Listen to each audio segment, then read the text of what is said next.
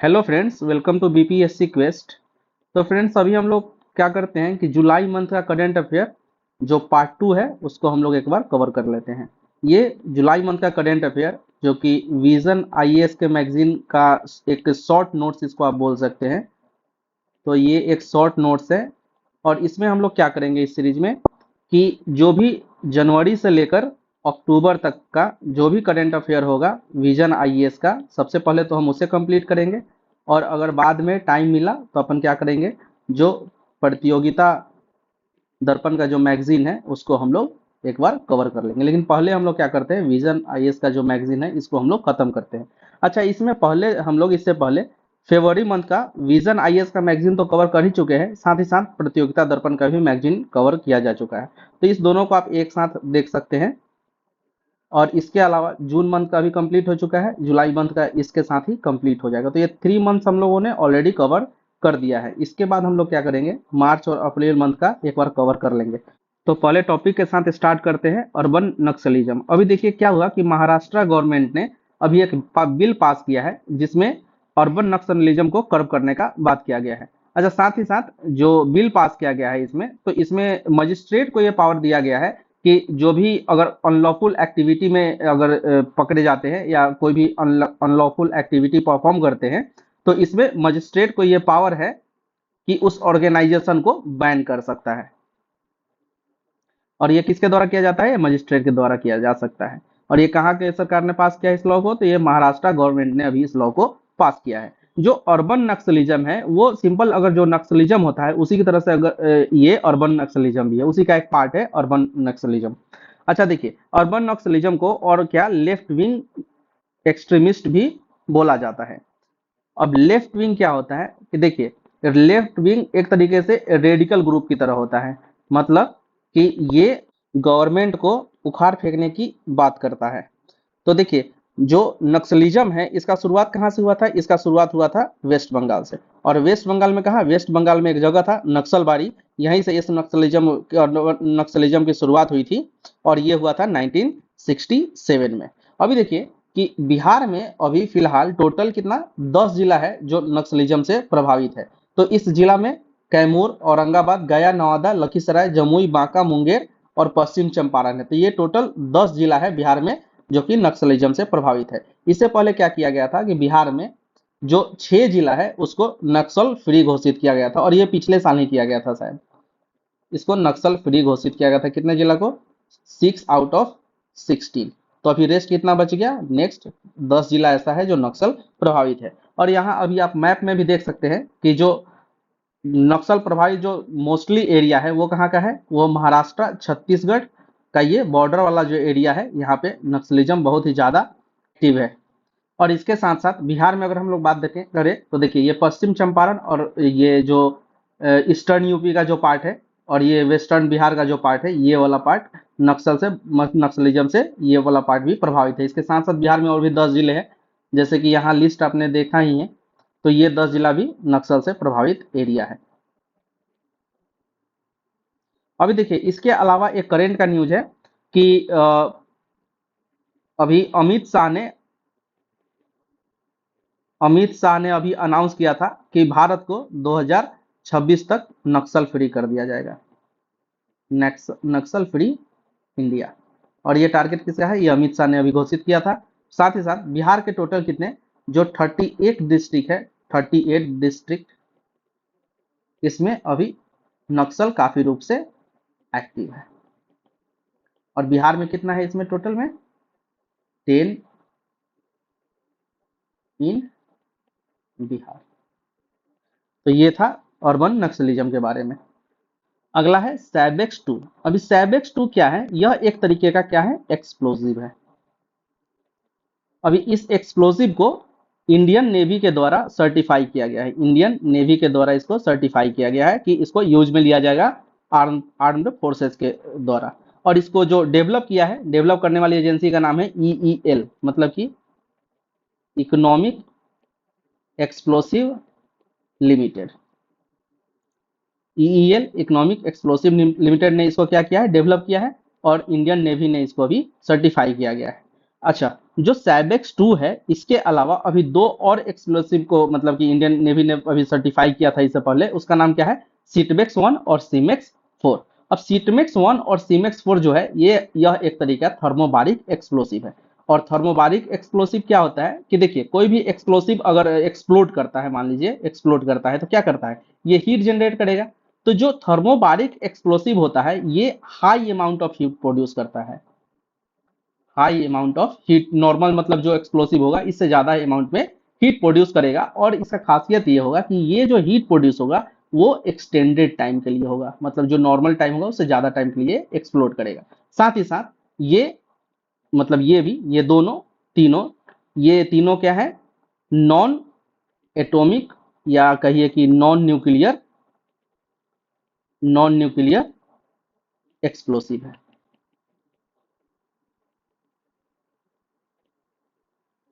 तो देखिए जो सैबेक्स 2 है यह जो नॉर्मल एक्सप्लोसिव होता है जिसमें टीएनटी यूज करते हैं, मतलब टीएनटी का मतलब क्या हुआ, ट्राई नाइट्रोटोलिन जिसमें यूज करते हैं, उससे 2.1 टाइम्स ज्यादा ये लीथल है, मतलब कि ज्यादा डेंजरस है। और ये इसमें क्या होता है, ये एक प्रकार का हाई मेल्टिंग एक्सप्लोसिव है, मतलब कि HMX है ये, हाई मेल्टिंग एक्सप्लोसिव। और यही HMX के बारे में कब पूछा गया था, ये जब BPSC 69 का सवाल था ये साइंस वाले सेक्शन में कि HMX का फुल फॉर्म क्या होता है, तो ये PYQ में आप देख सकते हैं। तो ये हो सकता है पिछले साल जब सीटबेक्स और सीमेक्स 4 को जब ये सर्टिफाई किया गया तो उस समय ही ये HMX वाला जो होगा ये न्यूज में होगा। तो हमें याद क्या रखना है कि सैबेक्स 2 अभी इस बार सर्टिफाई किया गया है, किसके द्वारा, इंडियन नेवी के द्वारा। किस प्रकार का है ये, HMX टाइप का ये एक्सप्लोसिव है। और साथ ही साथ सैबेक्स 2 और सीटबेक्स 1 और सीमेक्स 4 ये किस टाइप का एक्सप्लोसिव है, तो ये थर्मोबारिक एक्सप्लोसिव है। थर्मोबारिक एक्सप्लोसिव क्या होता है कि ये हाई हीट प्रोड्यूस करने वाला और एक्सटेंडेड टाइम के लिए हीट प्रोड्यूस कर सकता है। तो ये सारी चीजें हम लोग को ध्यान रखना है। साथ ही साथ ये जो एक्सप्लोसिव है सीमेक्स 4 या जो अभी एक्सप्लोसिव आपको तीनों बताया है, ये क्या होता है, स्टोर करने में काफी सेफ होता है, ट्रांसपोर्ट करने में इजी होता है, और इसका हैंडलिंग भी काफी सेफर होता है। तो इसीलिए इस एक्सप्लोसिव को अब यूज में लिया जा रहा है। तो जो इंपॉर्टेंट पॉइंट है वो हम लोगों को याद रखना है। अगला है रुद्रम 1। देखिए अभी रुद्रम 2 के बारे में हम लोगों ने प्रीवियस वीडियो में देखा था, तो अभी हम लोग रुद्रम 1 के बारे में हम लोग एक बार देख लेते हैं। रुद्रम 1 और रुद्रम 2 ये दोनों, मान लीजिए कि देखिए रुद्रम 1 का ही एक्सटेंडेड वर्जन क्या है, रुद्रम 2। तो रुद्रम 1 जैसे कि मान लीजिए कि जो इसका रेंज था, सिंपल हम लोग क्या बोलते हैं कि इसका रेंज कितना था, 500 मीटर से लेकर 15 किलोमीटर तक इसका रेंज था। तो वहीं रुद्रम 2 में जो रेंज है इसको एक्सटेंड करके 300 किलोमीटर तक इसका रेंज एक्सटेंड कर दिया गया।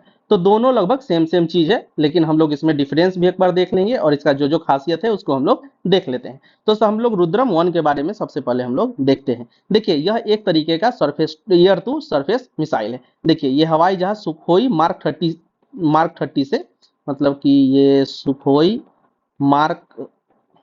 30 मार्क 1, इस वाले ये जो अपना फाइटर जेट है उसमें इसको लगाया जाएगा। और surface air to surface missile है एक तरीके का। अभी देखिए ये जो मिसाइल होगा ये GPS इनेबल्ड होगा। साथ ही साथ यह एक तरीके का एंटी रेडिएशन मिसाइल होगा।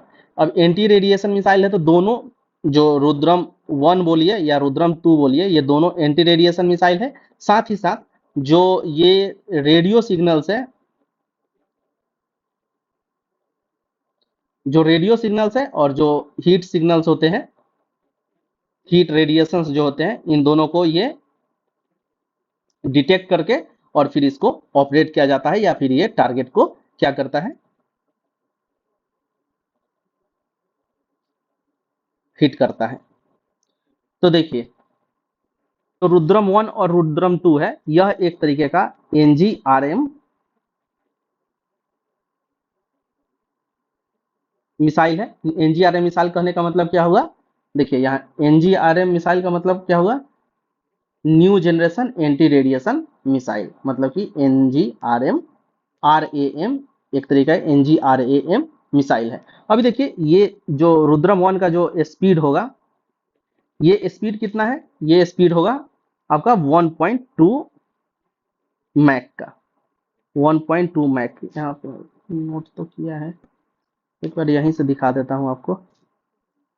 देखिए ये है रुद्रम वन के बारे में। तो ये ये कौन सा मिसाइल है? New generation anti radiation missile है। साथ ही साथ इसकी जो कैपेबिलिटी है, किसी भी रेडिएशन सोर्स को और को डिटेक्ट करके उसको हिट करने की कैपेसिटी है। साथ ही साथ अगर वो रेडिएशन सोर्स अगर टर्न ऑफ भी हो जाता है फिर भी ये मिसाइल काम करेगा।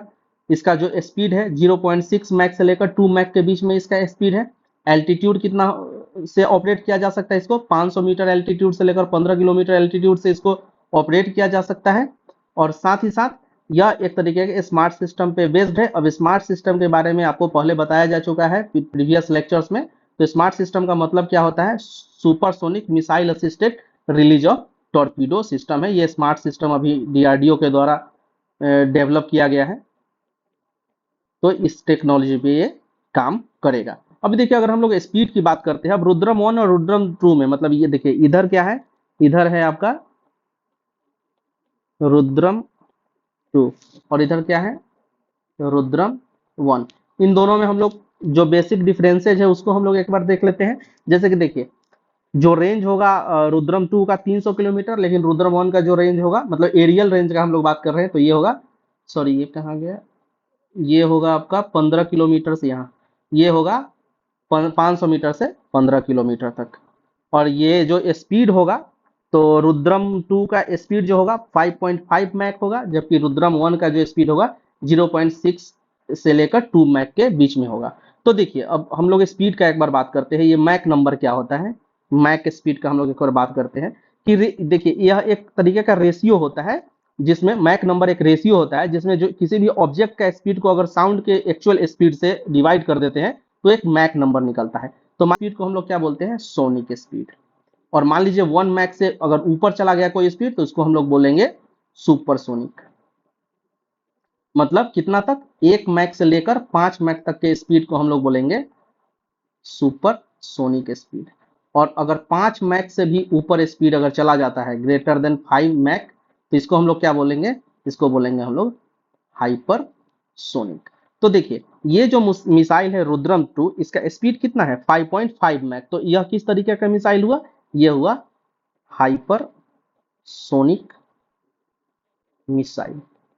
और ये जो स्पीड आप यहाँ देख रहे हैं इधर रुद्रम 1 में, ये स्पीड कितना हुआ? 0.6 मैक से लेकर 2 मैक तक का इसका स्पीड है। मतलब ये किस रेंज में काम कर रहा है?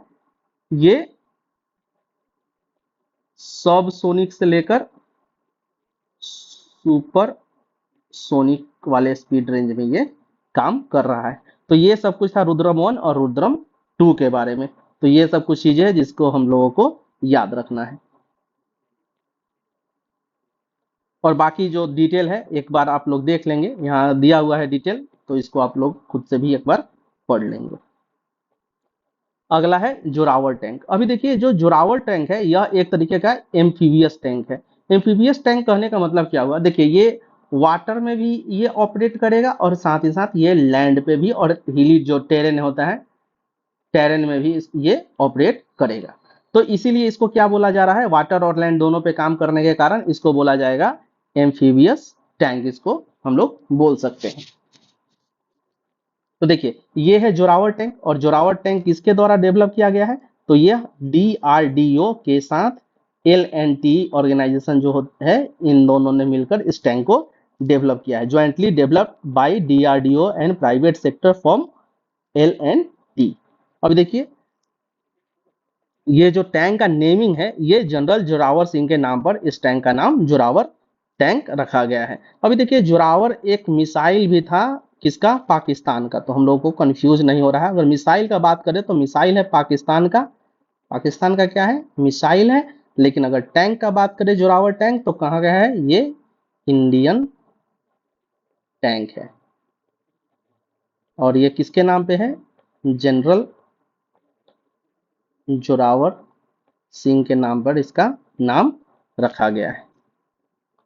तो देखिए ये हालांकि ये सब इंपॉर्टेंट नहीं है, बस इंपॉर्टेंट क्या है कि हम लोग को याद रखना है कि यह एक तरीके का एम्फीबियस टैंक है, मतलब लैंड और वाटर दोनों में काम करेगा। यह जनरल जोरावर सिंह के नाम पे इसका नाम रखा गया है। डेवलप करने वाली एजेंसी का नाम क्या है? DRDO with L and T. बस हम लोग को इतना याद रखना है। लेकिन ऐसे हम लोग देख लेते हैं, जैसे कि इसका स्पीड जो है मैक्सिमम स्पीड कितना है, 70 किलोमीटर पर आवर। और इसका अगर टेरेन वगैरह में बात करें, मतलब वहां पे इसका स्पीड कितना होगा, 35 से 40 किलोमीटर पर आवर इसका स्पीड होगा। अगला है हाई सी ट्रीटी। तो अभी हाई सी ट्रीटी साइन किसके द्वारा किया गया है, इंडिया के द्वारा हाई सी ट्रीटी को साइन किया गया है। और ये साइन करवाने वाली एजेंसी क्या है, मतलब जो इसकी नोडल एजेंसी मान लीजिए बोल सकते हैं इसको, तो इसको हम लोग बोलते हैं यूएनसीएलओएस, यूनियन क्लॉस इसको हम लोग बोल सकते हैं। तो देखिए सबसे पहले तो हम लोग समझ लेते हैं कि ये हाई सी ट्रीटी मतलब है जो, तो हाई सी क्या होता है। देखिए मान लीजिए कि किसी भी, यहाँ हम लोग देखते हैं कि मान लीजिए कि कोई भी अगर ये कंट्री है, तो कंट्री का क्या होता है, अपना एक टेरिटोरियल जोन होता है। एक तो टेरिटोरियल जोन होता है, उसके बाद जो अपना एक्सक्लूसिव इकोनॉमिक जोन होता है, और इसके अलावा एक और होता है कंटिजियस जोन होता है। कंटिजियस जोन होता है मतलब किसी भी कंट्री का जो 200 नॉटिकल माइल, 200 नॉटिकल माइल तक किसी भी कंट्री का अपना टेरिटरी माना जाता है। तो इस जो मतलब कि जो ऑप्शन, मान लीजिए कि इंडिया का जो ये वाला जो पोर्शन है, मतलब कोस्टल एरिया है, तो इस कोस्टल एरिया से जो डिफाइंड लैंड एरिया है, तो इस लैंड एरिया से 200 माइल तक जो होगा, ये अपना मतलब कि ये वाटर वाला एरिया जो होगा, ये इंडिया का ही ये एरिया माना जाएगा। तो देखिए इस एरिया के बाद, मतलब ये 200 नॉटिकल माइल के बाद जो समुंदर बचता है, मतलब कि जो भी है जो भी वाटर एरिया है, तो इसको हम लोग क्या बोलते हैं, हाई सी बोलते हैं। मतलब एक्सक्लूसिव इकोनॉमिक जोन के बाद जो भी एरिया बचता है उसको हम लोग बोलते हैं हाई सी। तो देखिए ये वाला जो इकोनॉमिक एक्सक्लूसिव इकोनॉमिक जोन है, इसके बाद जो भी एरिया है इसको हम लोग बोलेंगे हाई सी। अभी देखिए इस हाई सी में मान लीजिए कि यहाँ तो माइनिंग करने का अधिकार, यहाँ जो भी मरीन इकोसिस्टम है इसके यूज का जो अधिकार है, ये किसके पास होता है, ये होता है जिस नेशन को ये बिलोंग करता है। लेकिन ये वाला जो एरिया है, ये वाला जो हाई सी का एरिया है, ये सारे नेशन को बिलोंग करता है। तो यहाँ से जो भी माइनिंग एक्टिविटी है, या फिर यहाँ पे रिसर्च एक्टिविटी है, या फिर ये जो मरीन इकोसिस्टम में जो भी अवेलेबल है, जैसे कि फिश वगैरह अवेलेबल है, तो यहाँ से फिश हंटिंग वगैरह का भी यहाँ पे कोई भी कंट्री आकर कर सकता है। तो इसी को बचाने के लिए, मतलब कि इसको सस्टेन करने के लिए एक क्लॉज साइन किया जाता है, उसको बोला जाता है मतलब कि ये हाई सी ट्रीटी। तो देखिए ये जो हाई सी ट्रीटी है, ये किसके द्वारा साइन किया गया, यूनाइटेड नेशन के द्वारा अरेंज किया जाता है। तो देखिए इसी हाई सी ट्रीटी को और भी बोला क्या जाता है, बायोडाइवर्सिटी बियॉन्ड नेशनल जुरिडिक्शन, मतलब कि बीबीएनजे ट्रीटी भी इसको बोल सकते हैं, या जो हाई सी होता है इसको हम लोग बीबीएनजे भी बोल सकते हैं। अभी इस ट्रीटी जो ये हाई सी का जो ट्रीटी हुआ है, इसका एम का अगर हम लोग बात करें, तो इसका एम है conservation and sustainable use of marine biological diversity of area beyond national jurisdiction. मतलब कि हाई सी में जो भी बायोडाइवर्सिटी है उसके सस्टेनेबल यूज के लिए और उसके कन्वर्सेशन के लिए, कंजर्वेशन के लिए इस ट्रीटी को साइन किया गया है। अभी देखिए जो वर्ल्ड का टोटल एरिया है उसका 67% एरिया जो आता है वो आता है आपका हाई सी में। हाई सी में एरिया आता है वर्ल्ड के एरिया का 67%। अभी ये देखिए कि ये जो हाई सी ट्रीटी है इसको साइन किया गया कब, इसको साइन किया गया आपका 19 जून को। और ये 19 जून को जब 60 देशों ने इस पर साइन किया, तो रेटिफाई किया जब इसको, तब ये अफेक्ट में आया है। तो इंडिया ने अभी इसको हाई सी ट्रीटी को साइन किया है। ये बिल्कुल रिसेंट ट्रीटी है, मतलब कि ये पिछले साल ही 2023 से ही इसको एक्टिवेट किया गया है, 20 सितंबर 2023 को। तो इसको हम लोगों को थोड़ा सा याद रखना है कि ये हाई सी क्या होता है। इसके अलावा जो ये जो लैंड है यूएन क्लॉस जो है, ये जो लैंड है यूएन क्लॉस में हाई सी लैंड का जो कितना एरिया होता है, ये ऑब्वियस। और इसके अलावा तो ये जो है पिछले साल का ही क्वेश्चन था, अब पिछले 2-3 साल में ही पूछा है कि जो कंटीजियस जोन होता है कितने से कितने तक का होता है, मतलब कि जो 12 नॉटिकल माइल से लेकर 24 नॉटिकल माइल के बीच में जो कंटीजियस जोन होता है, तो इसके बारे में क्वेश्चन इस पर बनाया जा चुका है बीपीएससी के द्वारा। तो ये सब चीज़ें हमको थोड़ा सा याद रखना है। यहाँ पे यही सब डेफिनेशन दिया हुआ है, टेरिटोरियल जोन क्या होता है, कंटीजियस जोन क्या होता है, इसके अलावा एक्सक्लूसिव इकोनॉमिक जोन क्या होता है, और इस सब चीज़ों को हमने पहले भी बहुत अच्छे से एक्सप्लेन कर दिया था आपको। तो इसको हम लोगों को थोड़ा सा ध्यान में रखना है, हाई सी ट्रीटी को। चलिए अगला है लैंडस्लाइड्स। अभी देखिए इंडिया के अंदर क्या हुआ कि केरल के वायनाड में लैंडस्लाइड हुआ।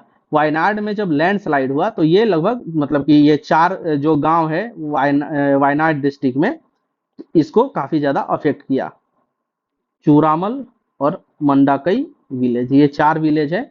कहाँ का? ये है वायनाड केरला का। अभी देखिए रिसेंटली जो केरल के अलावा जो लैंडस्लाइड आया है, यह आंध्र प्रदेश में अभी लैंडस्लाइड भी आंध्र प्रदेश में भी आया था, अगर आपको एग्जांपल देना हो तो।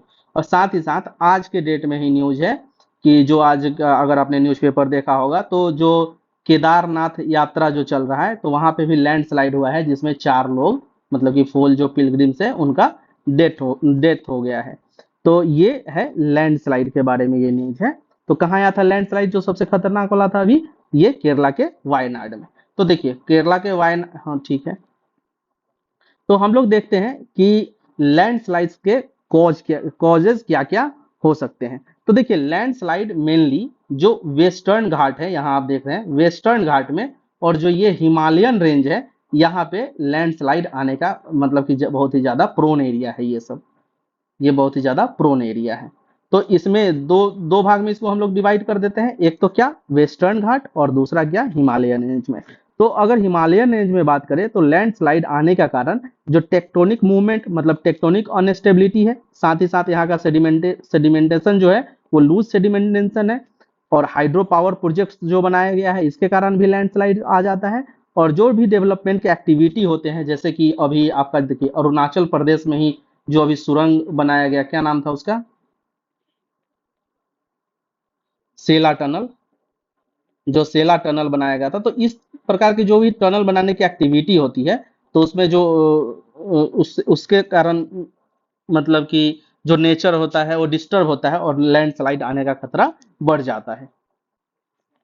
तरीके से वेस्टर्न घाट में जो लैंडस्लाइड आता है, तो इसका मेजर कारण मानसून है। एक तो मतलब ज्यादा बारिश होने के कारण जो होने के कारण लैंडस्लाइड आ सकता है। तो जो केरला में अभी जो लैंडस्लाइड आया था वायनाड में, ये तो यही था ना कि बहुत ही ज्यादा तेज बारिश हो गया, जिसके कारण वहां पे लैंडस्लाइड आ गया था। इसके अलावा जियोग्राफिकल एक्टिविटी, नियोटेक्टोनिक एक्टिविटी, और ये डिफोरेस्टेशन और एंथ्रोपोजेनिक एक्टिविटी के कारण लैंडस्लाइड आ सकता है। अच्छा देखिए जब भी लैंडस्लाइड आता है तो लैंडस्लाइड का अनुमान लगाया जा सकता है कि लैंडस्लाइड का मतलब अनुमान लगाया जा सकता है, और इसके लिए जो सूचना है वो भी प्रसारित किया जा सकता है। तो जो नेशनल लैंडस्लाइड फोरकास्टिंग सिस्टम है, मतलब कि नेशनल लैंडस्लाइड फोरकास्टिंग एजेंसी का जो हेडक्वार्टर है, ये कहाँ है? ये है कोलकाता में। तो ये हम लोगों को इंपॉर्टेंट पॉइंट है, इसको हम लोगों को ध्यान में रखना है। नेशनल लैंडस्लाइड फोरकास्टिंग सिस्टम कहाँ है? ये है, एस्टेब्लिश किया गया है इसको कोलकाता में। और इसके अलावा 2 मोबाइल ऐप लाया गया है लैंडस्लाइड के बारे में सूचना देने के लिए, और इन 2 मोबाइल ऐप का नाम क्या है? एक तो भूस्खलन और दूसरा भूषण खेत। भूस्खलन और भूषण खेत, ये 2 मोबाइल ऐप है, और ये लैंडस्लाइड का एजेंसी का हेडक्वार्टर है कोलकाता में। ये हम लोगों को थोड़ा सा ध्यान में रखना है। अभी देखिए जो सबसे इंडिया में इस मैप में देख सकते हैं जो रेड कलर में दिखाया गया है, वो मोस्ट प्रोन लैंडस्लाइड जोन है। तो देखिए ये हिमालयन रेंज में ये सिक्किम, इसके अलावा ये जो केरल वाला एरिया, केरल कर्नाटक वाला जो एरिया है, और सिक्किम है, ये हिमाचल प्रदेश, ये उत्तराखंड, और ही साथ साथ ये हो गया आपका अरुणाचल प्रदेश वाला एरिया जो है। ये 4 एरिया है इंडिया में लैंडस्लाइड्स के काफी प्रोन एरिया है। और एक और बात जो इंपॉर्टेंट है कि लैंडस्लाइड को नेशनल डिजास्टर नहीं माना जाता है। तो देखिए नेशनल डिजास्टर इसको नहीं मांगा जाता है, इसीलिए केरल में जब लैंडस्लाइड आया तो लैंडस्लाइड को नेशनल डिजास्टर घोषित करने का क्या किया गया? मांग किया गया। तो ये चीजें हम लोगों को याद रखना है, इसको तो बिल्कुल मार्क करके याद रखना है कि लैंडस्लाइड जो है इसको नेशनल डिजास्टर नहीं माना जाता है। तो ये था कुछ इंपॉर्टेंट पॉइंट्स लैंडस्लाइड के बारे में जिसको हम लोगों को याद रखना है। साथ ही साथ एक पॉइंट छूट रहा था क्या, कि सिक्किम वाला हो ही गया। हाँ देखिए, इंडिया में जो ग्लोबल लैंडस्लाइड प्रोन एरिया है उसका 8% एरिया कहाँ है, इंडिया के अंदर आता है टोटल लैंडस्लाइड प्रोन एरिया का।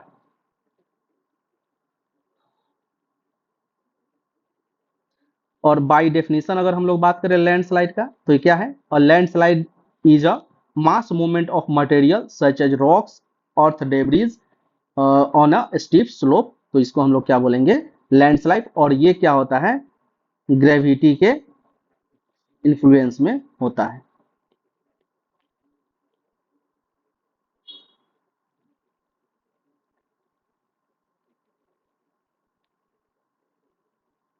अभी देखिए, इसके अलावा नेशनल डिजास्टर मैनेजमेंट अथॉरिटी ने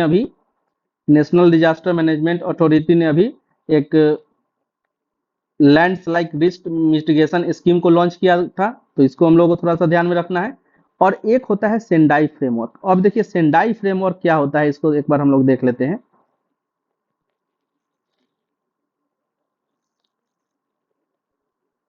देखिए, यह एक इंटरनेशनल ऑर्गेनाइजेशन है।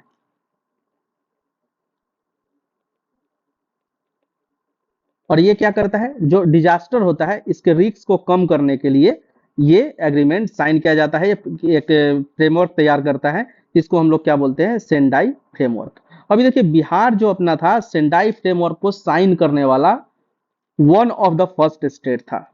तो बिहार में भी जो सेंडाई फ्रेमवर्क चलता है इन बिहार डिजास्टर मैनेजमेंट के लिए, वो कब से कब तक का है, 2015 से लेकर 2030 तक के लिए है। ये आप किसी भी बुक में देखेंगे, या तो आप केबीसी नैनो भी देख सकते हैं, या फिर जो आपका कौन सा आता है कर, मतलब किसी भी बुक में आप देखेंगे, क्राउन में आप देखेंगे, तो वहां पे आपको ये मिल जाएगा कि जो सेंडाई फ्रेमवर्क है बिहार ने कितने से कितने साल के लिए साइन किया है, तो 2015 से 2030 तक के लिए। और सारे स्टेट ने जिसने भी सेंडाई फ्रेमवर्क साइन किया है तो 2015 से 2030 तक के लिए ही साइन किया है। तो ये सेंडाई फ्रेमवर्क का ईयर भी हम लोग थोड़ा सा ध्यान में रखेंगे। अगला है इंटरनेशनल सोलर अलायंस आईएसए। अभी देखिए आईएसए में जो 100वां देश है उसको शामिल किया गया। तो 100वां देश इसका कौन सा है, पराग्वे। देखिए पराग्वे जो है आईएसए में, मतलब इंटरनेशनल सोलर अलायंस का 100th नंबर का ये देश बना है। लेकिन रिसेंट न्यूज क्या है, परसों तरसों का, कि नेपाल को अभी 101वें मेंबर की तरह अभी शामिल किया गया है। तो 101 जो नेशन है कौन सा है इसका, नेपाल। और नेपाल ये फुल टाइम मेंबर है। देखिए दो टाइप के नेशंस होते हैं ये आईएसए में, एक तो होते हैं कि जो ऑब्जर्वर टाइप के होते हैं, और दूसरा जो क्या होता है, full fledge full fledge member होते हैं। तो जो फुल फ्लेज मेंबर है उनका संख्या कितना है, 101। और जो पार्ट टाइम मेंबर है वो लगभग आपके कितने हैं, 101, 119। सिग्नेटरी, देखिए यहाँ सिग्नेचरी मेंबर कितने हैं, 119। और इसके रेटिफाइड मेंबर 100 यहाँ दिया हुआ है, लेकिन अब ये कितना हो चुका है, इसको काट के लिख देते हैं हम लोग, 101। और 101वां कौन सा है, ये है नेपाल। अभी देखिए ये जो आईएसए है इसका गठन कब किया गया था, 2017 में। और इसका जो मुख्यालय है, ये मुख्यालय इसका कहाँ है, इसका मुख्यालय है आपका यहीं पे गुड़गांव, ये गुरुग्राम में इसका मुख्यालय है, गुरुग्राम। और इसको कब बनाया गया था, 2017 में। और ये भारत के प्रपोजल करने से ही इसका बनाया गया था, कब, COP21 के समय में। तो ये हम लोग को याद रखना है, 101वां देश, और दूसरा इसका जो है 100वां देश कौन सा है, पराग्वे एंड नेपाल। अभी देखिए कि सोलर एनर्जी का बात हो रहा है, तो जो वर्ल्ड का सबसे लार्जेस्ट सोलर पार्क है वो कहाँ है, अपने इंडिया के अंदर। और उसका नाम क्या है, बदला सोलर पावर प्लांट। और ये कहाँ है, ये है राजस्थान में। बदला सोलर पावर प्लांट कहाँ है, ये है राजस्थान में। और ये वर्ल्ड का सबसे लार्जेस्ट सोलर पार्क है। इसके साथ साथ इंडिया का जो पहला फ्लोटिंग सोलर पार्क बनाया गया था वो बनाया गया था कोयमकुलम केरल में। और बिहार में अगर हम लोग बात करें फ्लोटिंग सोलर पावर प्लांट का, तो कहाँ लगाया गया था, यह भी पूछ चुका है बीपीएससी। बीपीएससी किसमें पूछा था, 67 की 68 में पूछा था कि कदीराबाद में, कदीराबाद कदीराबाद दरभंगा में ये पावर प्लांट लगाया गया था, पहला फ्लोटिंग सोलर पावर प्लांट। अभी रिसेंटली भी लगाया जा रहा है, तो रिसेंट वाला आप लोग कमेंट बॉक्स में डालिए कि रिसेंटली सोलर पावर प्लांट कहाँ लगाया जा रहा है, फ्लोटिंग सोलर पावर प्लांट। ये बहुत ही इंपॉर्टेंट है, बिहार में आपको बताना है कि बिहार में कहाँ लगाया जा रहा है। तो ये था इंटरनेशनल सोलर अलायंस के बारे में कुछ बातें, तो इसको आप लोगों को थोड़ा सा ध्यान में रखना है।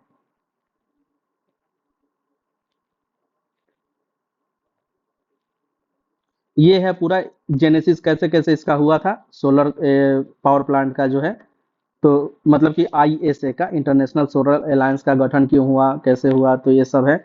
और जो बिहार जो इंडियन गवर्नमेंट के द्वारा जो स्कीम्स चलाया जाता है, इस स्कीम्स के बारे में कुछ है।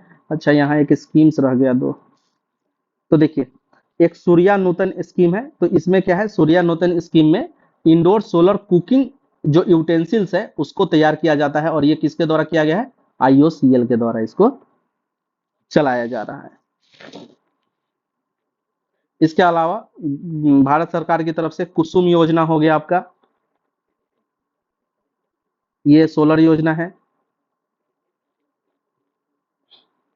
और भी है जो पिछले लेक्चर में मेंशन किया हुआ है, एक बार आप पिछला लेक्चर देखिए, वहां पे सोलर को बहुत अच्छे से कवर किया है। अगला है ग्रेट इंडियन बस्टर्ड। अभी देखिए ग्रेट इंडियन बस्टर्ड क्या है, सबसे पहले तो ये देखिए कि ये राजस्थान का स्टेट बर्ड है। और जो ग्रेट इंडियन बस्टर्ड है, इसको अभी मतलब ये इंडेंजर्ड स्पेसीज है, तो इसको अभी क्या किया जा रहा है, इसके कंजर्वेशन के लिए जो मुहिम चलाया जा रहा है। तो देखिए जो ग्रेट इंडियन बस्टर्ड है, ये मेनली कहाँ मिलता है, अगर हम लोग बात करें तो ये मेनली आपको राजस्थान, गुजरात और मध्य प्रदेश वाला जो एरिया है वहां मिलता है।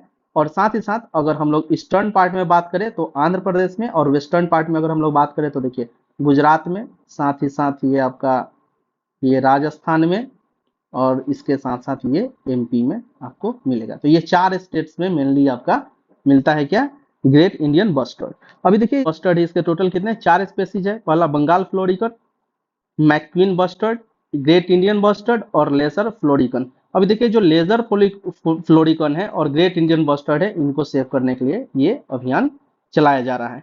तो जो great Indian bustard recovery programme है, इसको कब से कब तक ऑपरेट किया जाएगा, इसको ऑपरेट किया गया 2024 से 2029 तक के लिए। और इसको जो प्रोग्राम जो फाइनेंस करा, मतलब जो प्रोग्राम चलाने वाली एजेंसी का नाम है, उसका नाम है ministry of environment, forest and climate change. अगला है international conference on soil health. अभी देखिए जो international conference on soil health है, इसको यूनाइटेड नेशन के द्वारा ऑर्गेनाइज किया गया, और ये ऑर्गेनाइज किया गया है मोरक्को में। अभी देखिए जो सॉइल हेल्थ है, जो वर्ल्ड लेवल में 75% जो सॉइल का हेल्थ है वो ऑलरेडी डिग्रेड हो चुका है। और ये 2050 तक ये अनुमान लगाया गया है, एस्टिमेट किया गया है कि सॉइल का जो हेल्थ है वो 90% तक और भी ज्यादा डिग्रेड हो जाने का चांस है। तो देखिए जैसे ही सॉइल का हेल्थ अगर डिग्रेड हो रहा है, तो इसमें से मतलब जो क्रॉप्स वगैरह है उसका प्रोडक्टिविटी सब कम हो जाएगा। तो ये जो फूड स्कार्सिटी की तरफ, और अभी फूड स्कार्सिटी हो भी रहा है, और साथ ही साथ फूड स्कार्सिटी की तरफ जो है वर्ल्ड मूव कर रहा है। तो देखिए इस फूड स्कार्सिटी को मतलब फूड स्कार्सिटी को कम करने के लिए और सॉइल हेल्थ को जो बचाने के लिए क्या किया गया है, international conference on soil health अभी ऑर्गेनाइज किया गया है। और ये किया गया है कहाँ, मोरक्को। अभी देखिए जो सॉइल हेल्थ है, इसको खराब करने के लिए क्या क्या फैक्टर जिम्मेदार है, मतलब सॉइल हेल्थ को एक्सप्लॉइट करने का क्या क्या फैक्टर हो सकता है, जैसे डिफॉरेस्टेशन, सैलिनिटी, इसके अलावा improper crop rotation, overgrazing, erosion, cultivation, और इसके साथ साथ जो अपना फर्टिलाइजर का ज़्यादा जो यूज करते हैं, मतलब कि मैक्सिमम यूज ऑफ फर्टिलाइजर का, तो इसके यूज करने से भी क्या होता है, अपना सॉइल का जो हेल्थ होता है वो डैमेज होता है। और जो सॉइल हेल्थ कार्ड एक बनता है, आप लोग जानते होंगे कि सॉइल हेल्थ कार्ड जो बनता है तो ये टोटल 12 पैरामीटर को चेक करता है। तो इस 12 पैरामीटर को 4 कैटेगरी में डिवाइड किया गया है। एक तो होता है माइक्रो न्यूट्रिएंट्स का कैटेगरी, और दूसरा होता है माइक्रो न्यूट्रिएंट्स का कैटेगरी। इसके अलावा फिजिकल पैरामीटर चेक होते हैं और सेकेंडरी न्यूट्रिएंट्स पैरामीटर चेक होते हैं। तो हम लोग देख लेते हैं, जैसे कि माइक्रो न्यूट्रिएंट का बात अगर हम लोग बात करें तो इसमें क्या होता है, एनपीके मतलब कि नाइट्रोजन, पोटेशियम और फॉस्फोरस मतलब फॉस्फेट, फॉस्फेट, नाइट्रोजन और पोटेशियम। तो ये एनपीके होता है। तो ये कौन किस टाइप का पैरामीटर है, ये है मैक्रो पैरामीटर। और अगर हम लोग माइक्रो न्यूट्रिएंट्स का बात करें तो इसमें क्या क्या हो जाएगा, जिंक, आयरन, कॉपर, मैग्नीज। ये था international conference of soil health के बारे में। तो हम लोगों को ये थोड़ा सा माइक्रो न्यूट्रिएंट और जो मैक्रो न्यूट्रिएंट है इसको हम लोगों को थोड़ा सा ध्यान रखना है। साथ ही साथ हम लोग को याद रखना है कि ये कॉन्फ्रेंस कहाँ हुआ था, तो ये कॉन्फ्रेंस हुआ था आपके मोरक्को में। अगला है वर्ल्ड फॉरेस्ट रिपोर्ट। अभी देखिए ये जो वर्ल्ड फॉरेस्ट रिपोर्ट है ये पब्लिश किया गया है फूड एंड एग्रीकल्चर ऑर्गेनाइजेशन के द्वारा, और इसमें बात किया गया है कि जो डिफॉरेस्टेशन हो रहा था इसका रेट अभी क्या हुआ है, कम हुआ है। मतलब कि जो डिफॉरेस्टेशन का रेट है वो अभी कम हुआ है, और इंडिया तीसरे नंबर पे है डिफॉरेस्टेशन रेट को कम करने में। इंडिया थर्ड रैंक पे आता है। तो हम लोग देखिए सिर्फ याद रखना है कि जो वर्ल्ड फॉरेस्ट रिपोर्ट है कि ये किसने लॉन्च किया है, एफएओ के द्वारा, और क्या बोला गया है, जो डिफॉरेस्टेशन है उसका रेट अभी कम हुआ है। UN water convention, UN water convention को अभी आइवरी कोस्ट जो एक कंट्री है इसने ज्वाइन किया है यूएन वाटर कन्वेंशन को, और इंडिया जो है यूएन वाटर कन्वेंशन का पार्ट नहीं है। लेकिन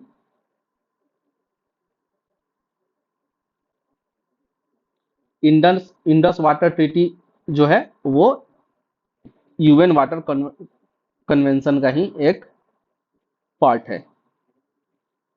अच्छा देखिए, ये जो इंडस वाटर ट्रीटी है ये किसने करवाया था, ये करवाया था वर्ल्ड बैंक ने। और ये कहाँ हुआ था, ये कराची में हुआ था। कब हुआ था, 1960 में हुआ था। तो इसमें क्या डिसाइड हुआ था इंडस वाटर ट्रीटी में, कि जो आपका सी, जे और आई है इसका वाटर कौन यूज करेगा, इसका मैक्सिमम वाटर यूज करेगा पाकिस्तान, मतलब 80% वाटर पाकिस्तान, 20% वाटर इंडिया। और जो आपका सतलज हो गया, बीएस हो गया, और क्या हो गया, राबी हो गया, इसका वाटर यूज कौन करेगा, इसका वाटर करेगा यूज इंडिया। तो ये था इंडस वाटर ट्रीटी के बारे में जो 1960 कराची में हुआ था और ऑर्गेनाइज किया था वर्ल्ड बैंक ने। अगला है dual tower solar thermal power plant. अभी देखिए dual tower solar thermal power plant कहाँ लाया गया है, ये लाया गया है चाइना में। इसको अभी यूज में लाया जा रहा है। तो चाइना वर्ल्ड का फर्स्ट कंट्री है जो यूज कर रहा है dual tower solar power plant, thermal power plant को। अभी देखिए जो dual tower thermal power plant है इसका जो एफिशिएंसी होता है वो बढ़कर मतलब 24% more than normal solar power plant से 24% ज्यादा एफिशिएंसी होता है। देखिए इसमें क्या होता है, एक ये जो आप टावर देख रहे हैं और टावर के साथ साथ ये जो सोलर पैनल्स है, मतलब ये जो रिफ्लेक्टर्स है, ये रिफ्लेक्टर्स मूवेबल होते हैं। ये रिफ्लेक्टर्स इस टावर के हिसाब से सन को क्या करते हैं, ट्रैक करते हैं, और ये मूव करते हैं इस टावर के अराउंड। अभी देखिए जब ये टावर के अराउंड मूव करते हैं तो जहां से जिस एंगल पे सन का सबसे ज्यादा लाइट को रिफ्लेक्ट किया जा सकता है, एक कंसंट्रेटेड किया जा सकता है, एक मतलब कि टावर पे ये वाटर का टैंक होता है, यहाँ पे रिफ्लेक्टर्स के थ्रू यहाँ पे जो सन का रे है उसको रिफ्लेक्ट करने के बाद में इस पानी को क्या किया जाता है, हीट किया जाता है। और हीट करके इसको क्या किया जाता है, कन्वर्ट किया जाता है किस चीज में, इसको स्टीम में कन्वर्ट किया जाएगा। साथ ही साथ यहाँ से जो बिजली उपयोग में होगा उसको भी यूज किया जाएगा। और ये जो स्टीम होगा इस स्टीम का यूज फिर से बिजली बनाने के लिए, मतलब इलेक्ट्रिसिटी जनरेट करने के लिए किया जाएगा। ये देखिए ये मोटर जनरेटर में इसको फेड किया जाता है इस स्टीम को। तो इसी को बोला जाता है क्या, dual tower solar thermal power plant. और ये कहाँ अभी सबसे पहला कंट्री कौन है वर्ल्ड का लॉन्च करने वाला, तो ये है चाइना। और ये है वर्किंग, यहां से आप पढ़ सकते हैं, the panel absorbs energy from the sun and transfer to the energy to the heat water. The hot water generated is stored in the especially highly insulated cylinder. This cylinder is designed for use with solar panels and will replace the existing hot water cycle cylinder in the retrofit situation. देखिए इसमें दोनों use कर रहा है, एक तो solar panels भी use कर रहा है, साथ ही साथ ये रिफ्लेक्टर भी यूज कर रहा है। तो ये था dual tower solar thermal power plant के बारे में, जो भी इंपॉर्टेंट आता था वो हमने देख लिया। अगला देखते हैं अगार वुड्स के बारे में। अभी देखिए जो ये अगार वुड्स है ये क्रिटिकली इंडेंजर्ड स्पेसीज था। काइट्स के द्वारा इसको क्रिटिकली इंडेंजर्ड स्पेसीज में रखा गया था, लेकिन तो क्या हुआ कि इसके ट्रेड पर जो था अभी रोक लगाया गया था। लेकिन इसके अभी जो ट्रेड है, जो अगार वुड्स के ट्रेड है, उसके डॉन्स को अभी थोड़ा सा मतलब कि आसान कर दिया गया है, उसको थोड़ा ढीला छोड़ा गया है। तो ये अगार वुड्स कहाँ मिलता है? ये मिलता है आपका जो जो अरुणाचल प्रदेश, मतलब जो नॉर्थ ईस्ट वाला एरिया हुआ, अरुणाचल प्रदेश, मणिपुर, और साथ ही साथ जो भूटान वाला एरिया हुआ, नेपाल वाला एरिया हुआ, यहाँ पे ये अगार वुड्स बहुत ही काफी मात्रा में मिलता है। देखिए नॉर्थ ईस्ट, बांग्लादेश और भूटान में ये अगार वुड्स मिलता है। और इसका जो साइंटिफिक नेम है, इसका साइंटिफिक नेम क्या है? एक्वालेरिया मलेसेंसिस।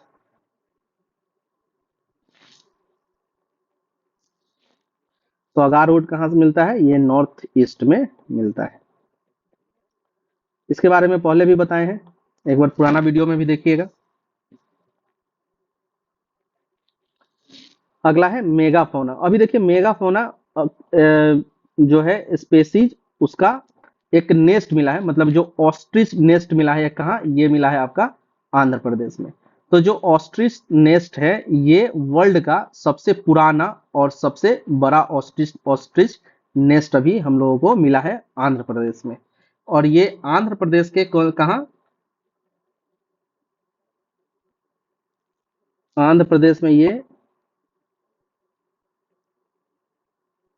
प्रकाशम जो डिस्ट्रिक्ट है आंध्र प्रदेश का, यहाँ पे ये ऑस्ट्रिच नेस्ट मिला है। तो इसको हम लोग क्या बोलते हैं? इसको बोलते हैं मेगाफोना। अब हम लोग सबसे पहले समझते हैं जो मेगाफोना होता है, ये मेगाफोना क्या होता है। यहाँ आप पिक्चर देख सकते हैं, अगर कोई भी स्पेसी अगर 50 केजी से ज्यादा वजन का हो तो उसको हम लोग क्या बोलेंगे? उसको हम लोग बोलेंगे मेगाफोना।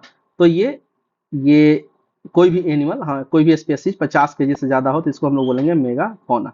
तो ह्यूमन भी एक तरीके का मेगाफोना ही है, मतलब इसका वजन कितना? 50 केजी से ज्यादा होता है, तो यह एक प्रकार का मेगाफोना है।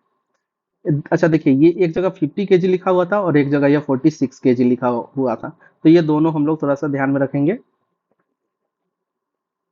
And human is also a megaphone. तो ये कहाँ मिला है आपका ऑस्ट्रिच नेस्ट? ये मिला है आंध्र प्रदेश के प्रकाशम डिस्ट्रिक्ट में। देखिए ये जो मिला है नेस्ट, ये लगभग 9 से 10 फीट इसका डायमीटर है, और साथ ही साथ इसमें 30 से 40 जो एग्स है, ऑस्ट्रिच एग्स है, तो उसके फॉजिल्स वगैरह मिले हैं। और ये कब का है?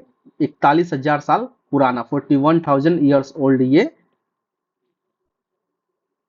फॉजिल्स हम लोगों को मिला है।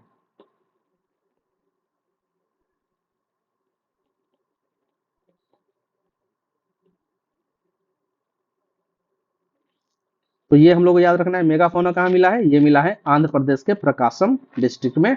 और ये कितना साल पुराना है? 41,000 साल पुराना है। और इसका जो डायमीटर है इस ऑस्ट्रिच नेस्ट का, वो है 9 to 10 फीट का ये डायमीटर है। अगला है अराकू कॉफी। अभी देखिए जो अराकू कॉफी है ये कहाँ मिलता है? ये मिलता है आंध्र प्रदेश में। और आंध्र प्रदेश में इसको क्या दिया गया है? जीआई टैग दिया गया है। किसके द्वारा जीआई टैग दिया गया है? और ये कहाँ का है? ये आंध्र प्रदेश का है। तो अराकू कॉफी आंध्र प्रदेश का है, और इसको मोदी जी ने मन की बात में इसको मेंशन किया था, इसलिए ये मोदी जी का फेवरेट कॉफी है। अगला है इंडिया एंड ओलंपिक। तो देखिए अभी ओलंपिक कहाँ हुआ? अभी पेरिस में हुआ। ओलंपिक और पैरा ओलंपिक दोनों का जो हुआ अभी ऑर्गेनाइजेशन, ये कहाँ हुआ है? पेरिस में।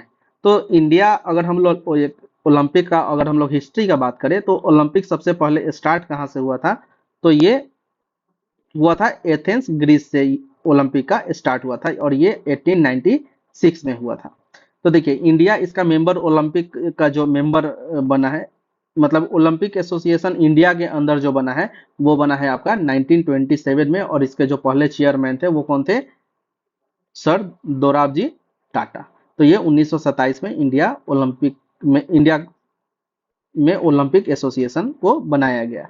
अभी देखिए जो ओलंपिक हुआ पेरिस में, तो इसमें ओलंपिक में इंडिया की तरफ से टोटल कितना मेडल लाया गया? ये लाया गया टोटल 6 मेडल।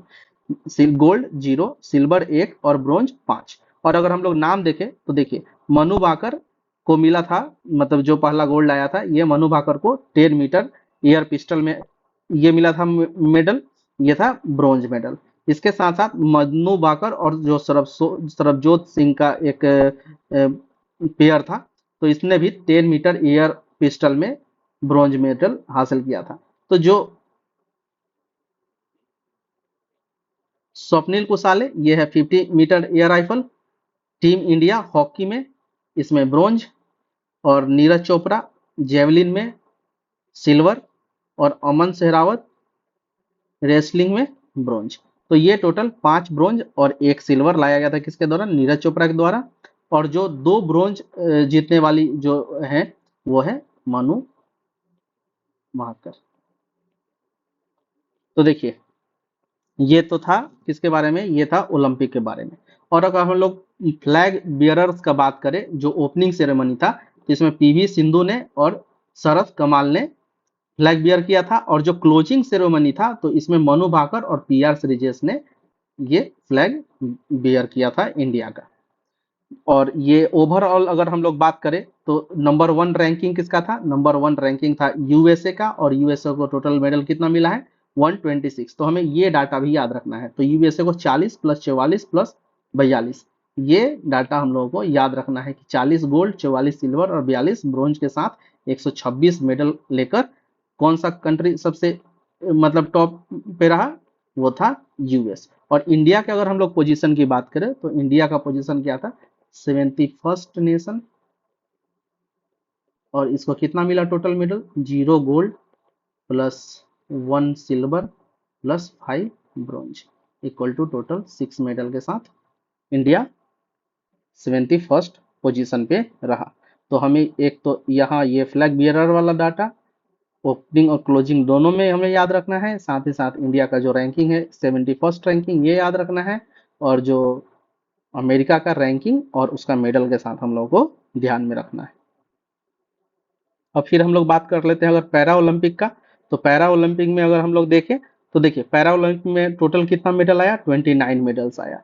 अब इन 29 मेडल्स में जो गोल्ड था वो कितना था? 7, सिल्वर कितना था? 9, और अगर हम लोग ब्रोंज का बात करें तो कितना था? 13। तो 7, 9, 13 ये प्रीवियस ईयर बीपीएससी PY2 में आप देखेंगे तो वहां पे पूछे हुए था, उस समय कितना था आंसर इसका? 19 था, जिसमें से 5, 8 और ये 6 था। 5, 8, 6 मतलब 5 गोल्ड, 8 सिल्वर और 6 ब्रोंज था। ये PYQ का है। लेकिन इस बार कितना है? इस बार ये मेडल बढ़कर कितना हो गया? 19 से बढ़कर कितना हो गया? 29।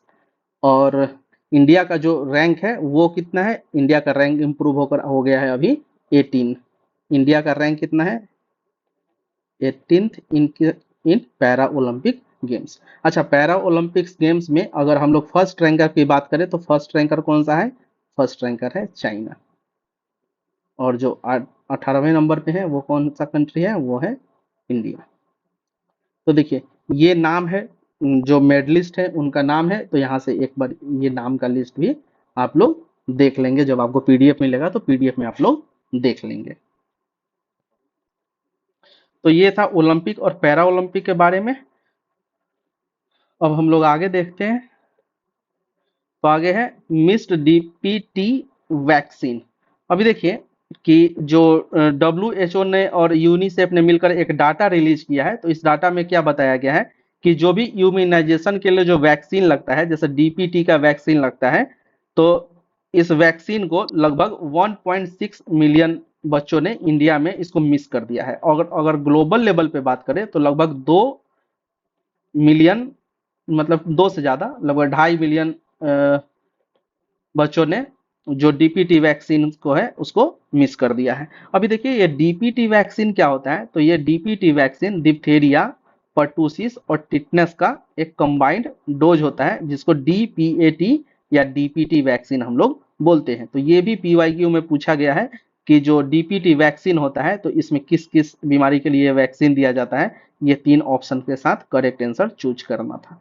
तो ये ऑलरेडी पूछा जा चुका है। और देखिए ये डीपीटी वैक्सीन के अलावा इम्यूनाइजेशन के लिए एक एमएमआर वैक्सीन दिया जाता है।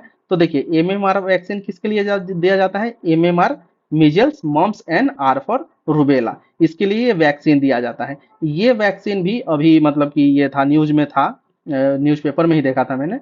तो इसको भी आप लोग एक बार ध्यान रखेंगे कि एक तो एमएमआर वैक्सीन है, एक तो एमएमआर वैक्सीन है और दूसरा डीपीटी वैक्सीन है और तीसरा एक नया वैक्सीन मतलब कि एक नया ट्रिपल डोज आया है, इसका नाम रखा गया है बी पैल।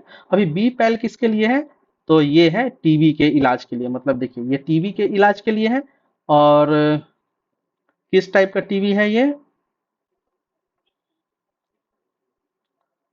जो मल्टी ड्रग रेजिस्टेंस टीबी जो होता है, एमडीआर जिसको बोलते हैं, एमडीआर टीबी में इसको यूज किया जाता है, बी पैल को यूज किया जाता है। तो हम लोगों को क्या याद रखना है, एक तो डीपीटी में कौन कौन सा बीमारी, एमएमआर वैक्सीन किस किस बीमारी के लिए, साथ साथ बीपैल जो दवा का डोज है, एंटीबायोटिक है, ये किसके लिए दिया जाता है, तो ये दिया जाता है टीबी वालों को। इसके अलावा एक एचपीवी वैक्सीन भी एक आया था अभी। तो एचपीवी वैक्सीन किस चीज के लिए यूज होता है, तो ये सर्विकल कैंसर के लिए यूज होता है। और एचपीवी का फुल फॉर्म क्या है, human papillo papilloma virus papilloma virus vaccination. तो ये टोटल हम लोगों को 4 वैक्सीन हम लोग को याद रखना है। 1 2 3 तो वैक्सीन है और चौथा जो है ये मेडिसिन डोज है। इसको मैं ब्लैक कर देता हूँ। ये क्या है, मेडिसिन मेडिसिन डोज। और ये तीनों क्या है, ये तीनों के तीनों वैक्सीन है। तो इसका हम लोगों को क्या करना है, याद रखना है एक बार। अभी देखिए इसके अलावा ये वैक्सीन के अलावा एक देखिए मिशन इंद्रधनुष चलाया गया था, एक मिशन इंद्रधनुष। तो मिशन इंद्रधनुष में क्या किया गया था कि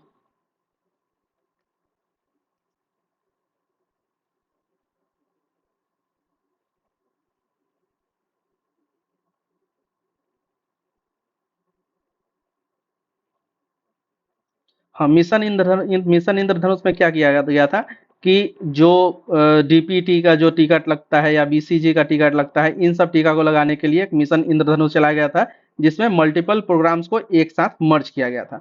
उसी तरीके से एक आया था इंटेंसिफाइड मिशन इंद्रधनुष 5.0, जिसको लॉन्च किया गया था कब, 2023 में। और जो मिशन इंटेंसिफाइड मिशन इंद्रधनुष 5.0 है, तो इसमें टोटल कितने डिजीज को कवर किया जाता है, तो इसमें टोटल 12 डिजीज को कवर किया जाता है। जिसमें देखिए जो डीपीटी हो गया और जो बीसीजी हो गया और इसके अलावा जो एमएमआर आपका अभी बताया एमएमआर हो गया, तो 9 तो ऐसे ही हो गया, बाकी 3 और होगा, इसको हम लोग एक बार देख लेंगे। जैसे एक्स्ट्रा में क्या हो गया, इसमें ऊफिंग, कॉफ और एक हो गया आपका पोलियो, ये 3 एक्स्ट्रा हो गया। देखिए एमएमआर यहाँ लिख ही देता हूँ।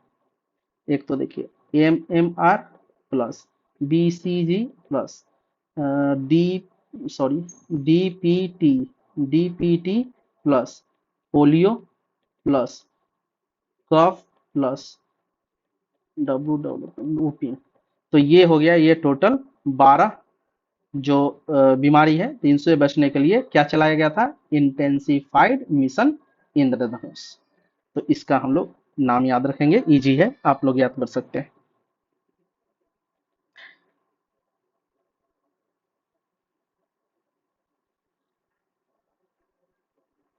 अगला है जीरो डोज चिल्ड्रेन।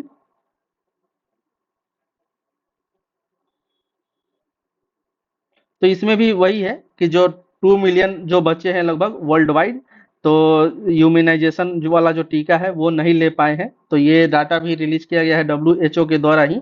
और इसके लिए क्या चलाया गया है, जैसे इंडिया के अंदर में इंटेंसिफाइड मिशन इंद्रधनुष चलाया गया है 2023 में, इसके बारे में आपको बता ही दिया गया।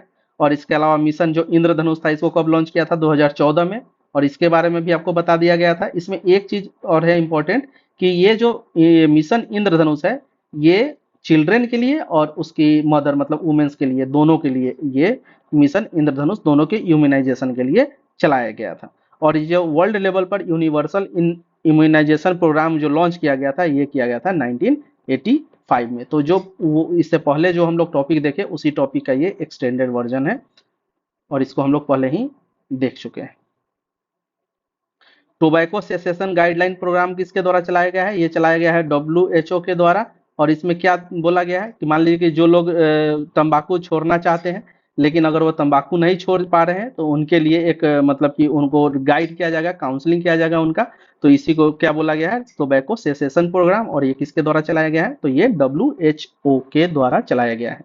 अभी देखिए अगला क्या है, नन्हे फरिश्ते अभियान। तो ऑपरेशन नन्हे फरिश्ते किसके द्वारा चलाया जाता है? ये रेलवे बोर्ड के द्वारा, या जो रेल पुलिस फोर्स है इनके द्वारा ये अभियान चलाया जाता है, रेल बोर्ड के द्वारा। और इसमें लगभग नन्हे फरिश्ते में जो जो ड्रग ट्रैफिकिंग या ह्यूमन ट्रैफिकिंग होता है, नहीं ह्यूमन ट्रैफिकिंग जो होता है, ह्यूमन ट्रैफिकिंग के लिए के अगेंस्ट ये अभियान चलाया जाता है। ऑपरेशन नन्हे फरिश्ते हमेशा रहता ही स्पीडी में, तो इसको आप लोग ध्यान रखेंगे थोड़ा। और देखिए अभी तक 84,119 बच्चों को इसमें रेस्क्यू किया जा चुका है, जो कि बिल्कुल इंपॉर्टेंट नहीं है। अगला है जेनेटिकली मॉडिफाइड क्रॉप। देखिए ये एक इम्पॉर्टेंट डाटा है इस बार के लिए। तो देखिए ये जो है जेनेटिकली मॉडिफाइड क्रॉप है, ये इस बार बीपीएससी के लिए इम्पोर्टेंट है। तो हम लोग देख लेते हैं सबसे पहले तो इसका जेनेटिकली मॉडिफाइड क्रॉप का जो होता है मतलब कि जो कैरेक्टरिस्टिक है वो क्या होता है, और जिस को अभी मतलब कि जिस मॉडिफाइड क्रॉप के बारे में बात किया गया था, जो मस्टर्ड का क्रॉप था, उसके बारे में हम लोग बात कर लेते हैं। तो सबसे पहले हम लोग देखते हैं कि जेनेटिकली मॉडिफाइड क्रॉप क्या होता है। तो देखिए किसी भी दो क्रॉप मतलब कि जो क्रॉप है, क्रॉप को के वेराइटी को के अगर डीएनए को चेंज करके, जो डीएनए उसका होता है उसको चेंज करके एक नया क्रॉप का वेराइटी बनाया जाता है, इसी को हम लोग क्या बोलते हैं? जीएम क्रॉप्स हम लोग इसको बोलते हैं। तो जीएम क्रॉप्स का जो खासियत होता है इसको हम लोग देखते हैं, जैसे कि जो जीएम क्रॉप्स होता है ये मोर रेजिलियंट होता है किसके लिए? जो इन्वायरमेंटल अफेक्ट्स है, जैसे कि ड्रॉट हो गया आपका, या फ्लडिंग हो गया, तो इन सब से इसको काफी कम नुकसान होता है। इसके साथ साथ जो क्वालिटी ऑफ क्रॉप होता है वो इम्प्रूव होता है किसके द्वारा? जेनेटिकली मॉडिफाइड क्रॉप के द्वारा। इसके अलावा जो प्रोडक्टिविटी होगा, मतलब कि पर हेक्टेयर प्रोडक्शन जो होगा वो इंक्रीज हो, प्रोडक्टिविटी होता है per hectare production of crop, ये क्या हो गया? इंक्रीज हो जाएगा। इसके अलावा जो जेनेटिकली मॉडिफाइड क्रॉप होंगे उसमें क्या, जो पेस्टिसाइड होगा आपको कम से कम यूज करना होगा। जैसे कि आप लोग जानते हैं जब ग्रीन रिवॉल्यूशन हुआ था, कब 1966 से 1969 में, जब ग्रीन रिवॉल्यूशन को एक्टिवेट किया गया था, मतलब कि 1960 वाले 60s वाले दौर में, तो किस हाई यील्डिंग वेराइटी सीड्स का यूज किया गया था। तो इसमें इसका क्या रिक्वायरमेंट था कि इसमें जो इरिगेशन इसमें बहुत ही ज़्यादा लेवल पर डिमांडिंग था ये, और साथ ही साथ जो पेस्टिसाइड वगैरह का यूज किया जाता था, या फिर जो फर्टिलाइजर का यूज किया जाता था, वो बहुत ही ज़्यादा किया जाता था ग्रीन रिवॉल्यूशन के समय। तो इससे क्या हुआ, जो सॉइल का जो है सॉइल का जो हेल्थ है वो डैमेज हो गया। तो अब क्या है कि इसको मतलब कि प्रोडक्टिविटी कम हो गया सॉइल का, इस प्रोडक्टिविटी को बढ़ाया जा रहा है किसके द्वारा? जीएम क्रॉप्स का यूज करके। तो जीएम क्रॉप्स में क्या है, जो पहले पेस्टिसाइड वगैरह का ज्यादा यूज करना पड़ता था उसको इसके द्वारा कम किया जा सकता है। साथ ही साथ जो इरिगेशन के लिए ज्यादा वाटर चाहिए होता था, तो उसको भी इसके द्वारा कम किया जा सकता है। तो ये सब फायदा है किसका? जेनेटिकली मॉडिफाइड क्रॉप्स का। तो इससे पहले मतलब कि अभी जो मस्टर्ड वाला क्रॉप है उसको बाद में देखेंगे, लेकिन इससे पहले जो ब्लैक राइस हो गया आपका, फोर्टिफाइड राइस हो गया, इसके अलावा बीटी कॉटन हो गया, बीटी ब्रिंजल्स हो गया, ये सब इससे पहले मॉडिफाइड क्रॉप का वेराइटीज पहले भी लॉन्च हो चुका है। अभी देखिए यही यहाँ लिखा हुआ है कि इंसर्ट फॉरेन जीन, मतलब कि ट्रांस जीन को इसमें इंसर्ट किया जाता है किसी क्रॉप में, और उससे एक नया क्रॉप बनाया जा सकता है, और ऑल्ट्रेशन ऑफ डीएनए को भी इसमें किया जा सकता है। तो चलिए अब देखते हैं कि जो अभी वाला जो है मतलब कि जो जीएम क्रॉप्स है, जैसे कि ये हो गया आपका DMH11 के बारे में हम लोग बात करते हैं। ये किस टाइप का क्रॉप है? ये मस्टर्ड क्रॉप है। तो देखिए इसके यूज को अभी मतलब कि कमर्शियल पर्पस के लिए अभी मस्टर्ड क्रॉप को, जिसका नाम है DMH11 क्रॉप को, क्या किया गया था, परमिट किया गया था। तो इसको अभी क्या किया गया है, बैन कर दिया गया है। किसके द्वारा ये बैन किया गया है? सुप्रीम कोर्ट के द्वारा। अब देखिए बैन करने का मेन कारण क्या था कि इसका कुछ एडवर्स इफेक्ट था जो कि हेल्थ पे हो रहा था। मतलब कि एडवर्स इफेक्ट में क्या क्या है, जैसे कि एलर्जिक रिएक्शन हो रहा था इस मतलब कि मस्टर्ड ऑयल को यूज करने से, साथ ही साथ एंटीबायोटिक रेजिस्टेंस डेवलप हो रहा था बॉडी में, और जो एलियन प्रोटीन डेवलप हो रहा था, मतलब कि ऐसा प्रोटीन जो शरीर में मतलब कि पाया नहीं जाता है, वैसा प्रोटीन अभी डेवलप हो रहा था। इसके साथ साथ जो न्यूरोलॉजिकल समस्याएं आ रही थी, और जो हनी बी का प्रोडक्शन है, मतलब कि जो हनी बी इंडस्ट्री है, तो उसको इससे काफी ज्यादा नुकसान हो रहा था। मतलब कि हाँ, हनी बी को इससे काफी ज्यादा नुकसान हो रहा था। तो यही है GM मस्टर्ड केस, यही है। तो इसके एडवर्स इफेक्ट के कारण जो कि अभी सुप्रीम कोर्ट के द्वारा इसको बैन कर दिया गया। अभी देखिए जो GM मस्टर्ड है DMH11, इसको दो वेराइटी के मस्टर्ड को मिलाकर एक तीसरा वेराइटी बनाया गया था। तो उस दो वेराइटी को क्या हम लोग बोलेंगे, वरुण प्लस हीरा 2। तो इन दो वेराइटी को मिलाकर एक नया वेराइटी बनाया गया जिसको बोला गया DMH1। तो यहाँ ये हम लोग को याद रखना है। अच्छा देखिए, ये जो यूज है मतलब कि कमर्शियली जो इसका यूज किया गया, मतलब ये परमिट किसके द्वारा किया गया था कमर्शियल यूज करने के लिए GM मस्टर्ड का? तो approved by GEAC, genetic engineering approval committee. तो इस कमिटी के बारे में हम लोगों को थोड़ा सा इसका नाम याद रखना है कि कोई भी अगर GM मॉडिफाइड क्रॉप्स अगर डेवलप होता है तो उसका यूज करने के लिए कौन परमिट करता है? तो वो करता है genetic engineering approval committee, GEAC। इसका नाम हम लोगों को थोड़ा सा याद रखना है। अच्छा देखिए, ये जो DMH11 क्रॉप था, ये फर्स्ट GM कमर्शियल क्रॉप था। फर्स्ट GM क्रॉप नहीं, लेकिन फर्स्ट कमर्शियल GM क्रॉप था। तो ये था जेनेटिकली मॉडिफाइड क्रॉप के बारे में, जो कि हम लोगों को थोड़ा सा ध्यान रखना है। ये डाटा 1, डाटा 2 यहाँ आ जाएगा आपका, हेल्थ पे इफेक्ट 2, उसके बाद में 3, उसके बाद में यहाँ 4, और मोस्ट इंपॉर्टेंट यहाँ 5। तो ये 5 डाटा हम लोगों को ध्यान में रखना है। अगला है नेशनल ग्रीन हाइड्रोजन मिशन। अभी देखिए national green hydrogen mission launch किया गया कब? 2023 में। और कितने का प्रोजेक्ट था? 19,744 करोड़ का प्रोजेक्ट था। इसको दो फेज में लॉन्च किया गया, फेज 1 और फेज 2। तो देखिए जो फेज 1 था नेशनल ग्रीन हाइड्रोजन मिशन का, इसको लॉन्च किया गया 2022 से 2026 के लिए। साथ ही साथ जो फेज 2 होगा उसको एक्टिवेट किया जाएगा 2026 से 2030 में। तो दो फेज में नेशनल ग्रीन हाइड्रोजन मिशन को अभी अभी क्या किया गया है? लॉन्च किया गया है। तो देखिए जो ग्रीन हाइड्रोजन, मान लीजिए कि हाइड्रोजन का अगर हम लोग बात करें, तो हाइड्रोजन मतलब कि एक तरीका ईंधन के रूप में यूज होता है, फ्यूल की तरह इसको हम लोग यूज कर सकते हैं।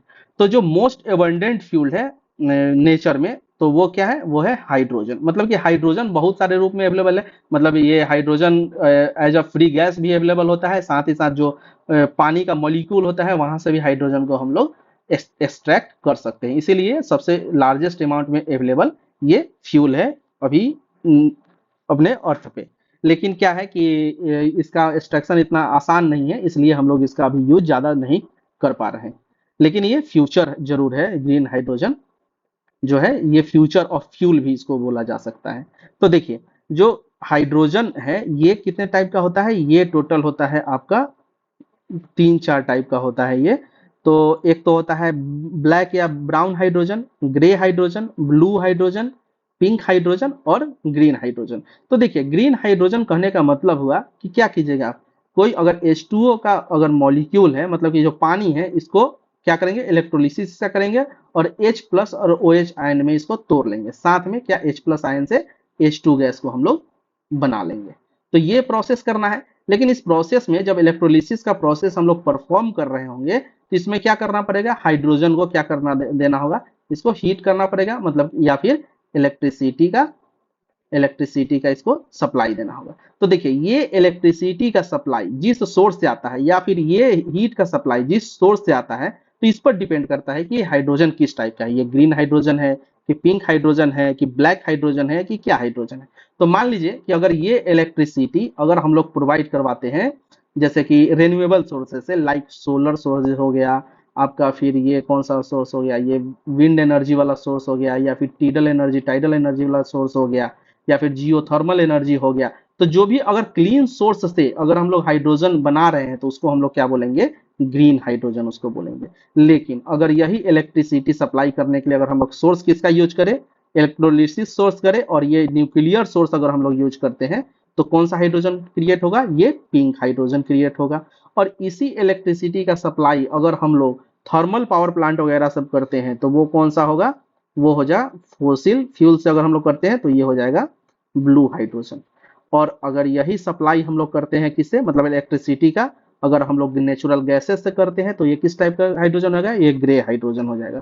और डायरेक्टली अगर हम लोग हीट अप्लाई करके ऐसा काम करते हैं तो ये कौन सा हाइड्रोजन हो, मतलब कोल का यूज अगर हम लोग डायरेक्ट करते हैं तो ये कौन सा हाइड्रोजन हो जाएगा, ये ब्लैक हाइड्रोजन हो जाएगा। तो ये टोटल 1 2 3 4 5 6 ये 6 टाइप का हाइड्रोजन है, और सब कुछ जो है आपको हमने बता दिया। तो ग्रीन हाइड्रोजन हम लोग को याद रखना है कि रेन्यूएबल एनर्जी का यूज करके बाय प्रोसेस ऑफ इलेक्ट्रोलिसिस अगर हम लोग हाइड्रोजन गैस मतलब एक्सट्रैक्ट करते हैं तो इसको हम लोग क्या बोलते हैं, ग्रीन हाइड्रोजन।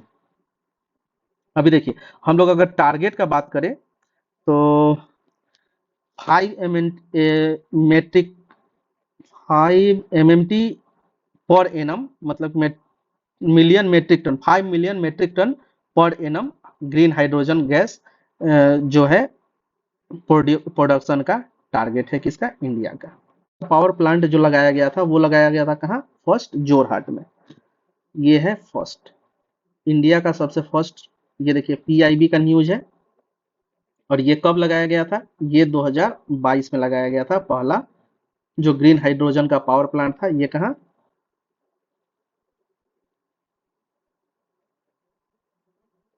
जोरहाट असम में। लेकिन अभी रिसेंटली ये कहाँ लगाया गया है, स्टील बेस्ड है, और ये लगाया गया है स्टील पावर प्लांट से इसको लिंक किया गया है, और ये लगाया गया है हिसार हरियाणा में जिंदल स्टेनलेस स्टील के पावर प्लांट में। तो ये दो डाटा हम लोग को याद रखना है, साथ ही साथ जो 5 MMT का पर ईयर का प्रोडक्शन है इसको हम लोग को याद रखना है। और जो ग्रीन हाइड्रोजन होता क्या है, ये ग्रीन हाइड्रोजन का प्रोडक्शन अगर ये हो सके तो आप लोग थोड़ा सा ध्यान में रखिएगा। अगला है ग्लोबल इंडिया एआई समिट। अभी देखिए ग्लोबल इंडिया एआई समिट कहाँ हुआ, hosted by India in new Delhi. चलिए इसको हम लोग थोड़ा सा ध्यान रखेंगे।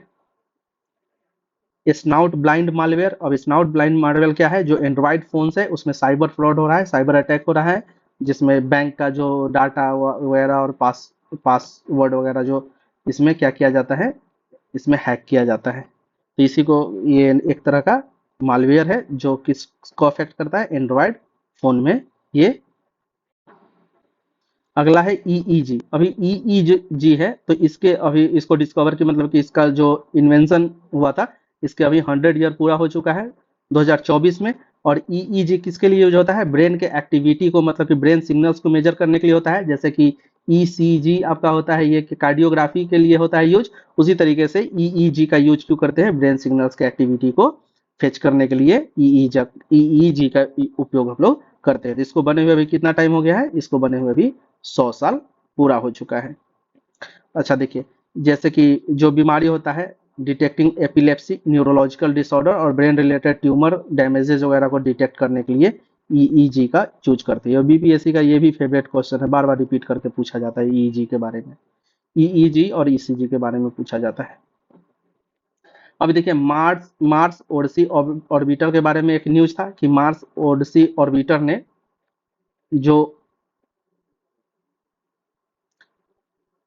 मार्स पे जो वोल्केनो है, और ये वोल्केनो वर्ल्ड का लार्जेस्ट मतलब कि जो फाइन हम लोगों ने अभी ढूंढा है उसमें से सबसे बड़ा वोल्केनो है, और इसका नाम क्या है, ओलंपस। तो देखिए जो सबसे बड़ा क्रेटर और जो सबसे बड़ा जो वोल्केनो है वो कहाँ अवेलेबल है, वो अवेलेबल है मार्स पे। तो इसी का तस्वीर खींचा है किसने, मार्स ओडिसी ऑर्बिटर। तो ये किससे, अगर इसके बारे में पूछा जाए कि मार्स ओडिसी ऑर्बिटर किससे रिलेटेड है तो ये मार्स ग्रह से ये रिलेटेड है।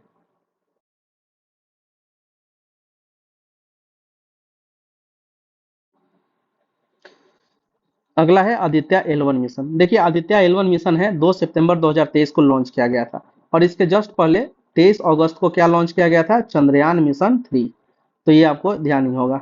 तो देखिए आदित्य L1 मिशन जो है वो अभी 178 डेज पूरा हो चुका है, और इसको आदित्य L1 जो था अपना ऑर्बिटर, इसको कहाँ पे स्थापित किया गया, इसको स्थापित किया गया हेलो ऑर्बिट में। तो हम लोगों को समझना गया है कि हेलो ऑर्बिट क्या होता है, और इसके साथ साथ जो मिशन था इसका एम क्या था। तो सबसे पहले अगर हम लोग एम का बात करें, ऑब्जेक्टिव का, तो जो आदित्य L1 मिशन था इसका मेन ऑब्जेक्टिव था कि जो सोलर रेडिएशंस होता है या फिर मैग्नेटिक स्टॉर्म्स होता है, तो उसका इम्पैक्ट जो अर्थ के सरफेस पे, जो अर्थ के सरफेस पे और इन्वायरमेंट पे क्या इफेक्ट होता है, इसी को स्टडी करने के लिए आदित्य L1 मिशन को लॉन्च किया गया था 2 सितंबर 2023 को। अभी देखिए कि, तो देखिए अब हम लोग देखते हैं कि हेलो ऑर्बिट क्या होता है। अगर हेलो ऑर्बिट का बात हम लोग करें, तो देखिए अपना अर्थ होता है, मून होता है, और इसके साथ साथ सन होता है। तो इन तीनों का ग्रेविटेशनल फोर्स जहां पे बाइलेंस हो, मान लीजिए कि किसी एक पर्टिकुलर इस पॉइंट पे अगर बाइलेंस होता है, तो इस बैलेंस्ड पॉइंट को हम लोग क्या बोलते हैं, हेलो ऑर्बिट बोलते हैं। मतलब कि इस पॉइंट पर अगर कोई भी ऑब्जेक्ट रिवॉल्यूशन करे, या तो सन का, अर्थ का, या फिर इसका किसी का, तो एक तीनों के बीच में एक ऐसा ये जंक्शन होता है, मतलब कि एक जंक्शन एक ऑर्बिट होता है, जिसपे तीनों का इफेक्ट ग्रेविटेशनल पुल लगभग इक्वल होता है। मतलब अगर यहाँ कोई भी ऑब्जेक्ट हम लोग डालते हैं तो वो हमेशा बैलेंस्ड रहेगा। तो इसी को हम लोग क्या बोलते हैं, हेलो ऑर्बिट बोलते हैं। अभी देखिए जो हेलो ऑर्बिट है इसको हम लोग लैग्रांजे पॉइंट भी बोलते हैं। लैग्रांजे पॉइंट, तो यहाँ जो आदित्य L1 में जो L1 है, ये इसका पूरा नाम क्या है, इसका पूरा नाम है लैग्रांजे पॉइंट 1। अब इस तरह का जो ऑर्बिट है, ये कितना ऑर्बिट है अर्थ, सन और मून के बीच में, ये 5 ऑर्बिट है। देखिए L1 orbit, L2 orbit, L3 orbit, L4 orbit और L5 ऑर्बिट। तो ये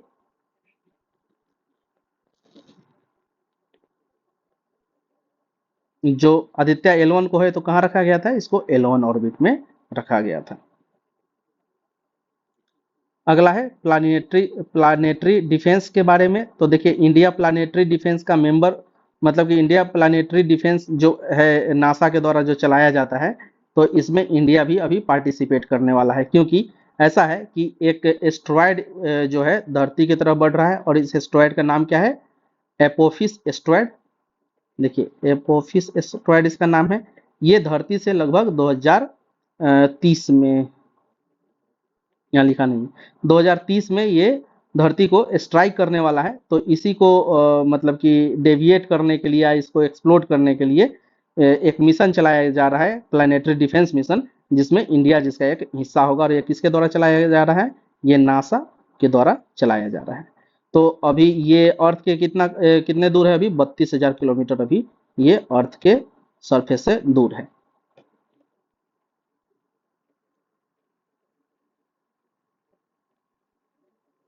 अगला है टोकमक फ्यूजन रिएक्टर। अभी देखिए जो टोकमक फ्यूजन रिएक्टर है, टोकमक तो एक कंपनी का नाम है, और इसने एक रिएक्टर बनाया है फ्यूजन रिएक्टर। तो इसको हम लोग क्या बोलते हैं, टोकमक फ्यूजन रिएक्टर। और ये किसने बनाया है, तो ये चाइना ने बनाया है। अभी देखिए ये जो फ्यूजन रिएक्टर है, हम जानते क्या है कि जो अगर मान लीजिए कि फ्यूजन जो होता है, तो फ्यूजन में क्या होता है, हीट, मतलब कि एनर्जी एनर्जी रिलीज होता है, ठीक है। तो उसी तरह से अगर फ्यूजन भी होता है, तो फ्यूजन में क्या होता है, एनर्जी रिलीज होता है। लेकिन जो फ्यूजन में जो एनर्जी रिलीज होता है वो फार फार ग्रेटर देन फिशन के एनर्जी से होता है। तो इसीलिए अभी देखिए फ्यूजन मतलब क्या हुआ, जैसे कि आपका जो एटॉमिक बॉम्ब हो गया, न्यूक्लियर बॉम्ब हो गया, जिसमें एक मॉलिक्यूल 3 मॉलिक्यूल में टूटते हैं, एक एलिमेंट मतलब 3 एलिमेंट में टूटता है, इसको हम लोग बोलते हैं फ्यूजन। और जो आपका सन का कोरोना है, मतलब कि जो सन का कोरोना है, इसमें क्या होता है, दो हाइड्रोजन का नाभिक मिलकर क्या बनाता है, हीलियम का नाभिक बनाता है। तो इसी को हम लोग बोलते हैं फ्यूजन। तो इसमें लगभग 125 इलेक्ट्रॉन वोल्ट का एनर्जी इसमें रिलीज होता है। तो इसी मतलब कि फ्यूजन प्रोसेस को इसी फ्यूजन प्रोसेस को कंट्रोल्ड रिएक्शन के फॉर्म में परफॉर्म करने के लिए एक रिएक्टर बनाया गया है, जिसको हम लोग क्या बोलते हैं, टोकमक फ्यूजन रिएक्टर। और ये किसने बनाया है, ये चाइना ने बनाया है। तो यह एक तरीके का थर्मोन्यूक्लियर फ्यूजन रिएक्टर है। अभी देखिए जो ये वाला जो मतलब जो टोकामाक फ्यूजन रिएक्टर है, इसमें हम लोग यूज क्या करते हैं, ड्यूटेरियम और ट्रिटियम यूज करते हैं। ड्यूटेरियम और ट्रिटियम क्या है, ये आइसोटॉप्स है, किसका आइसोटॉप्स है, ये हाइड्रोजन का, हाइड्रोजन का आइसोटॉप्स है। और अगर हम लोग स्पेशली ट्रिटियम का अगर हम लोग बात करें तो यह रेडियो एक्टिव आइसोटॉप है, किसका आइसोटॉप्स है, किसका हाइड्रोजन का। देखिए खासकर अगर मान लीजिए कि कोई भी एलिमेंट अगर 90 के ऊपर जैसे ही उसका एटॉमिक नंबर जाता है तो वो किस चीज में कैसा किस टाइप का होता है, उसको हम लोग मान के चलते हैं कि ये रेडियो एक्टिव होगा, ऐसा हम लोग मान के चलते हैं। लेकिन जो हाइड्रोजन है इसमें कितना एक ही इलेक्ट्रॉन होता है, लेकिन इसका जो सॉरी अगर ट्रिटियम का हम लोग बात करें तो ट्रिटियम में ये हाइड्रोजन का आइसोटॉप्स है, इसमें एक इलेक्ट्रॉन के साथ साथ जो इसका एटॉमिक मास होता है कितना होता है 3। तो इतना कम एटॉमिक नंबर होने के बावजूद भी यह एक रेडियो एक्टिव एलिमेंट है, तो इसको हम लोग थोड़ा सा ध्यान रखेंगे। टोकामाक रिएक्टर हो गया। हाँ, और इस टोकामाक रिएक्टर का जो ऑफिशियल नाम है, ये नाम है HH70, Li-Fi technology in navy. अभी देखिए नेवी में लाइफाई टेक्नोलॉजी को यूज करने मतलब करने के लिए स्टार्टअप लाया गया है। और इस स्टार्टअप को फंड कौन कर रहा है, तो ये फंड कर रहा है IDEX, मतलब IDEX मतलब इनोवेशन फॉर डिफेंस एक्सेलेंस। अभी देखिए इनोवेशन फॉर डिफेंस एक्सेलेंस क्या कर रहा है कि जो भी डिफेंस रिलेटेड स्टार्टअप्स हैं तो उनको ये क्या करता है, फाइनेंस करता है। अभी देखिए जो लाइफाई टेक्नोलॉजी के बारे में हम लोग देख लेते हैं, तो लाइफाई का फुल फॉर्म क्या होता है, लाइट फिडिलिटी। और ये किस चीज का यूज होता है, इसमें डायोड का यूज करके मतलब कि जो कम्युनिकेशन सिग्नल्स है उसको ट्रांसफर किया जाता है। लेकिन इसका एक डिमेरिट क्या है कि जो सिग्नल्स का ट्रांसफर होता है वो बहुत ही लो रेंज में होता है, लेकिन वेरी फास्ट होता है ये सिग्नल का ट्रांसमिशन। तो ये है लाइफाई के बारे में। तो हम लोग क्या करना है, लाइफाई का फुल फॉर्म याद रखना है, जिसका फुल फॉर्म है लाइट फिडिलिटी। उसी तरह से अगला है डार्क ऑक्सीजन के बारे में। तो देखिए सबसे पहले तो हम लोग समझते हैं कि डार्क ऑक्सीजन क्या होता है। ये पहले भी करवाया जा चुका है, कब जो करंट अफेयर डेली का क्लास चलता है उसमें उसको अच्छे से एक्सप्लेन किया हुआ है, फिर से भी हम लोग एक बार देख लेते हैं। तो देखिए ऑक्सीजन क्रिएट कैसे होता है, एक तो फोटोसिंथेसिस के प्रोसेस से हम लोग ऑक्सीजन क्रिएट कर सकते हैं। इसके अलावा फोटोसिंथेसिस के अलावा जो भी अदर प्रोसेस हम लोग यूज करेंगे तो उससे जो ऑक्सीजन क्रिएट होगा उसको हम लोग क्या बोलेंगे, डार्क ऑक्सीजन बोलेंगे। तो देखिए डार्क ऑक्सीजन क्रिएट करने का सबसे साधारण तरीका क्या हो सकता है, इलेक्ट्रोलिसिस। मतलब कि इलेक्ट्रोलिसिस किसका कीजिए, H2O का इलेक्ट्रोलिसिस कीजिए तो यहाँ से हाइड्रोजन प्लस ऑक्सीजन आपको यहाँ से मिल जाएगा। तो इसी को हम लोग बोलते हैं क्या, डार्क ऑक्सीजन इसको हम लोग बोलते हैं। तो क्या हुआ कि ये डार्क ऑक्सीजन अभी कहाँ ढूंढा गया है, इसको सी बेड में मतलब डीप सी माइनिंग जब हो रहा था तो डीप सी माइनिंग के दरमियान जो पैसिफिक ओशन है, तो पैसिफिक ओशन का जो मैक्सिको वाला एरिया है तो इसी एरिया में डार्क ऑक्सीजन को अभी देखिए यहाँ मैं लिख भी देता हूँ, ये मैक्सिको वाले एरिया में डार्क ऑक्सीजन को भी ढूंढा गया। तो देखिए डार्क ऑक्सीजन प्रोड्यूस कैसे होता है इसको हम लोग सबसे पहले देख लेते हैं कि देखिए इसके लिए हम लोग क्या करना पड़ेगा, इलेक्ट्रोलिसिस करना पड़ेगा। इलेक्ट्रोलिसिस करने के लिए क्या सप्लाई करना पड़ेगा, हम लोग को वोल्टेज सप्लाई करना पड़ेगा, मतलब करंट सप्लाई करना पड़ेगा इलेक्ट्रोलिसिस प्रोसेस को परफॉर्म करने के लिए। और ये वोल्टेज कितने वोल्ट का होगा, 1.5 वोल्ट का ये अप्लाई करना होगा। तो देखिए सी बेड में क्या होता है कि जैसे कि मान लीजिए कि ये सी बेड है, ये तो सी बेड में जैसे जैसे हम लोग नीचे जाते हैं तो जनरली क्या होता है कि ऑक्सीजन का जो कंसंट्रेशन होता है वो डाउन होना चाहिए। लेकिन यहीं कहीं बीच में क्या हुआ, ऑक्सीजन का कंसंट्रेशन क्या है, ये इंक्रीज होना स्टार्ट हो गया। तो ये ऑक्सीजन इंक्रीज होने का मेन कारण क्या है कि इलेक्ट्रोलिसिस प्रोसेस। अब इलेक्ट्रोलिसिस प्रोसेस यहाँ कैसे हुआ कि सी बेड में जो मैग्नीशियम है, ये मैग्नीज है या फिर जो आयरन है जिसको डंप कर दिया जाता है सी बेड में, तो ये क्या हुआ यहां से, ये जो मॉड्यूल्स है तो ये वोल्टेज क्रिएट करना स्टार्ट किए आपस में मिलकर। तो ये वोल्टेज क्रिएट होना स्टार्ट हुआ, तो ये वोल्टेज कितने वोल्ट का क्रिएट किया, 0.95 वोल्ट का। लेकिन जो इलेक्ट्रोलिसिस प्रोसेस है इसको पूरा करने के लिए 1.5 वोल्ट का वोल्टेज मतलब इलेक्ट्रिसिटी का जरूरत होता है। तो ये मॉड्यूल्स आपस में इतने पास है कि ये सब मिल करके एक बैटरी सोर्स की तरह बिहेव करने लगे और ये टोटल 1.5 वोल्ट से ज़्यादा इलेक्ट्रिसिटी का प्रोडक्शन करना स्टार्ट कर दिया। और इससे थ्रू क्या हुआ कि H2O क्या हुआ, मतलब कि हाइड्रोजन प्लस ऑक्सीजन जो है इवॉल्व करना स्टार्ट कर दिया। तो इसी को हम लोग बोलते हैं डार्क ऑक्सीजन। तो इसमें हम लोग को मेनली क्या याद रखना है, एक तो डीप सी माइनिंग वाला मतलब कहाँ हुआ, तो ये पैसिफिक में मैक्सिको के आसपास। और दूसरा जो मेटल्स है सीबेड में, कौन कौन से मेटल इसके जिम्मेदार हैं, तो इसको जो मैग्नीज है और जो आयरन है और जो अदर जो पॉली मेटल्स है, इसके अलावा मतलब कि हम लोग लिख देते हैं पॉली मेटल्स से क्या क्रिएट होता है, डार्क ऑक्सीजन क्रिएट होता है। अगला है चराई अगला है चराइडेव मोएडम्स। अब देखिए चराइडेव मोएडम्स कहाँ है, ये है आसाम में। तो आसाम के चराइडेव मोएडम्स को क्या किया गया, अभी यूनेस्को के हेरिटेज लिस्ट में इसको ऐड किया गया। तो यूनेस्को के हेरिटेज लिस्ट में इसको कल्चरल साइट की तरह इसको अभी इनलिस्ट किया गया है।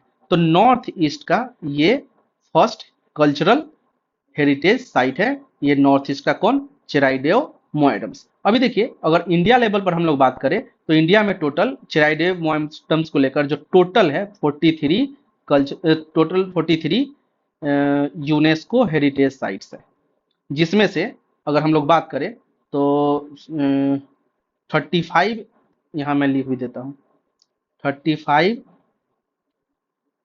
कल्चरल हेरिटेज साइट है और जो 7 है वो नेचुरल हेरिटेज साइट है और जो 2 है वो है मिक्स्ड हेरिटेज साइट। 2 नहीं, ये 1 है, 1, ये मिक्स्ड हेरिटेज साइट। तो टोटल कितने हो गए, 43 यूनेस्को हेरिटेज साइट्स। ये कहाँ है, ये इंडिया के अंदर। तो देखिए यहाँ पे 40 मतलब कि यहाँ पे आपको टोटल लिस्ट कितने का दिया होगा इस वाले में, इस वाले डाटा में है अपना ये 40 का लिस्ट है। इसके अलावा जो 41st है वो है शांति निकेतन, कहाँ है, वेस्ट बंगाल में।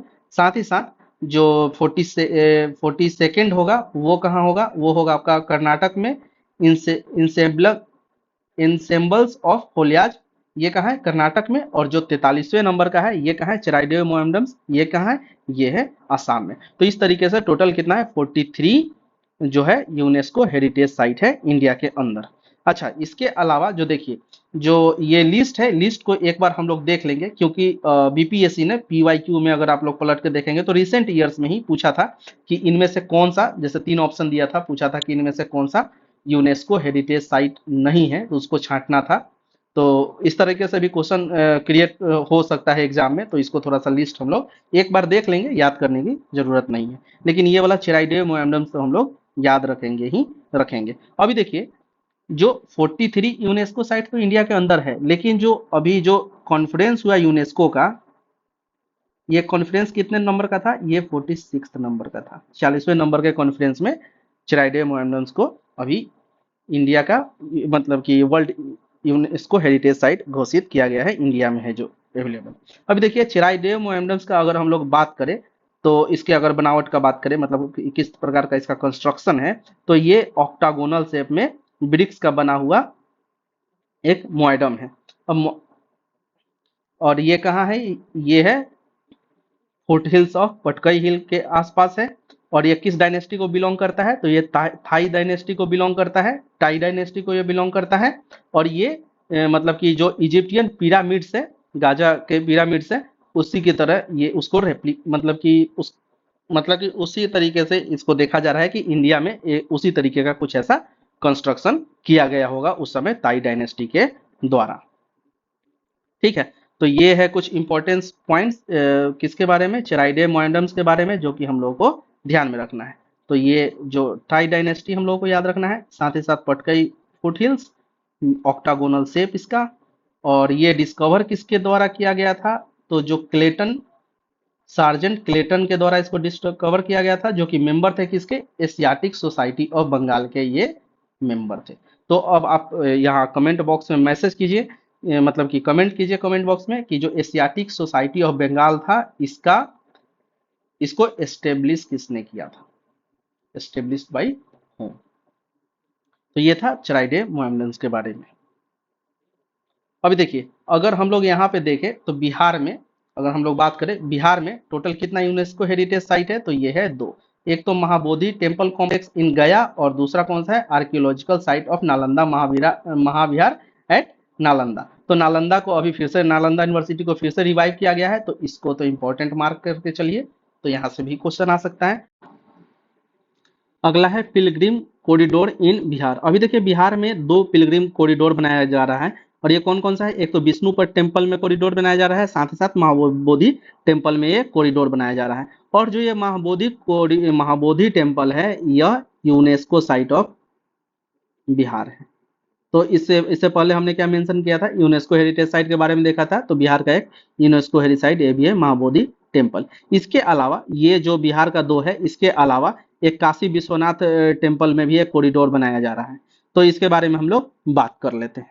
तो देखिए, जो पिलग्रिमेज कॉरिडोर है, ये अगर हम लोग इंडिया में अगर हम लोग बात करें, तो ये कुछ लिस्ट है पिलग्रिमेज कॉरिडोर का, जो कि यहाँ हम लोग देख सकते हैं। तो सबसे पहले हम लोग विष्णु पद टेम्पल को देख लेते हैं, और महाबोधि टेम्पल के बारे में हम लोग देख लेते हैं। तो देखिए, जो विष्णुपद टेम्पल है, ये कहाँ लोकेटेड है, ये है गया बिहार में, और ये कहाँ है, फल्गु नदी के रिवर पे है। अभी देखिए, ये जो इंपॉर्टेंट है किसके लिए, विष्णुपद टेम्पल, ये हिंदूज के लिए ये काफी इंपॉर्टेंट है। यहीं पे क्या किया जाता है, जो पिंड दान है यहीं पे किया जाता है। और जो विष्णुपद टेम्पल है, इसको रामायण और महाभारत दोनों में इसका मेंशन किया गया है। देखिए, ये कहाँ था, हाँ, ये रामायण और महाभारत में इसको मेंशन किया गया है। और साथ ही साथ, ठीक है, विष्णुपद टेम्पल का यहाँ से एक इंपॉर्टेंट चीज हम लोगों को क्या याद रखना है, कि जो विष्णुपद टेम्पल है, इसको रीस्टोर किसने किया था, तो इसको रीस्टोर किया गया था महारानी अहिल्याबाई होलकर के द्वारा, इसको रीस्टोर किया गया था। अहिल्याबाई होलकर के द्वारा इसको रीस्टोर किया गया था। अच्छा, जो काशी विश्वनाथ का जो टेम्पल है, जो काशी विश्वनाथ का जो टेम्पल है, इसको भी अहिल्याबाई होलकर के द्वारा ही इसको भी रीस्टोर किया गया था। तो ये चीज हम लोगों को थोड़ा सा ध्यान रखना है। इसके अलावा है महाबोधि टेम्पल। तो देखिए, जो महाबोधि टेम्पल है, ये यूनेस्को के हेरिटेज साइट में लिस्टेड है बिहार की तरफ से। और इसको बनवाया किसने था, तो जो अशोक थे, सम्राट अशोक, इंपेरर अशोका ने इसको 3rd BC में बनवाया था। और जो अभी अभी जो स्ट्रक्चर अवेलेबल है, मतलब कि वो स्ट्रक्चर तो डिस्ट्रॉय हो गया था, उसके बाद वाले रूलर्स के द्वारा डिस्ट्रॉय कर दिया गया था, लेकिन जो करेंट स्ट्रक्चर है, इसको किसने बनाया, तो इसको बनाया गुप्ता पीरियड के इंपेरर्स ने इसको बनवाया था 5 to 6 BC में। अभी इसी में एक जो पीपल का पेड़ वगैरह है, तो इसको किसके द्वारा काट दिया गया था, जो शशांक का आप लोग नाम सुने होंगे, शशांक जो शासक था, तो इसके द्वारा इस पीपल के वृक्ष को काट दिया गया था। तो नया पीपल का वृक्ष लगाया गया है, और ये शायद 5th जनरेशन का जो पीपल का वृक्ष है, इसको एक बार आप लोग चेक कर लीजिएगा, ठीक है। तो ये था महाबोधि टेम्पल के बारे में। और देखिए, ये जो टेम्पल है, इसका एक और खासियत क्या है, कि ये कहाँ गया, यहाँ, ये जो टेम्पल है, ये न तो नागर स्टाइल का टेम्पल है, न तो द्रविडियन स्टाइल का टेम्पल है, ये दोनों का मिक्सचर है, मिक्सचर ऑफ बोथ नागर एंड द्राविडियन स्टाइल।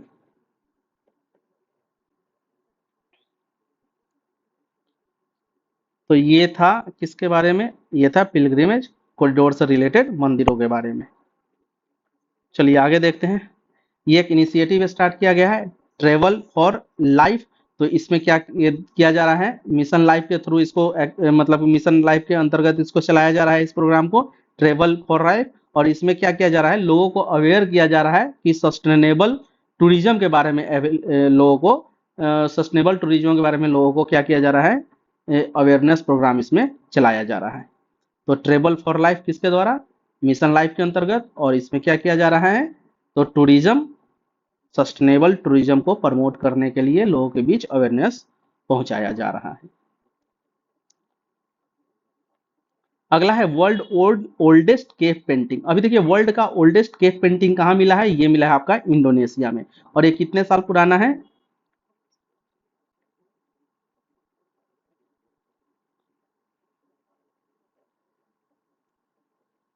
5 लाख साल ये पुराना पेंटिंग मिला है कहाँ? कुरम्पुआंग केव, इंडोनेशिया। ये देखिए कुरम्पुआंग केव, इंडोनेशिया में ये मिला है।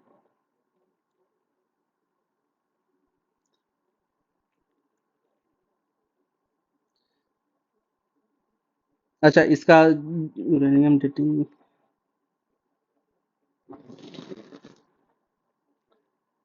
अब इस पेंटिंग का फीचर्स क्या है? जो केव पेंटिंग मिला है इसमें स्टैंडिंग पिक्स को दिखाया गया है, साथ ही साथ ह्यूमन भी इसमें दिखाया गया है, और जो पिगमेंट यूज किया गया है वो डार्क रेड पिगमेंट को यूज किया गया है इस पेंटिंग में। तो ओल्डेस्ट केव पेंटिंग कहाँ मिला है? इंडोनेशिया में। अगला है अपातानी जेनोफिरिक्स। देखिए ये अपातानी जेनोफिरिक्स ये क्या है? एक मेढक का प्रजाति है। तो इसको क्या बोला जाता है? हॉर्न फ्रॉग इसको बोला जाता है, हॉर्न फ्रॉग। अभी देखिए ये हॉर्न की तरह शेप बना हुआ है किसके ऊपर? ये फ्रॉग के ऊपर। और ये एपाथनी क्या है? ये एपाथनी एक ट्राइब है, और ये ट्राइब कहाँ का है? ये ट्राइब है आपका अरुणाचल प्रदेश का, अरुणाचल प्रदेश का। तो इसी ट्राइब के नाम पर इस हॉर्न फ्रॉग का नाम रखा गया है, जो कि कहाँ मिलता है? अरुणाचल प्रदेश में, आपातानी जेनोफिरिक्स। तो ये हम लोगों को ध्यान में रखना है। ये ट्राइब का नाम हम लोगों को थोड़ा सा ध्यान में रखना है, मतलब कि यहाँ लिखा नहीं है, इसको मैं लिख देता हूँ। आपातानी क्या है? ये ट्राइबल ऑफ अरुणाचल प्रदेश।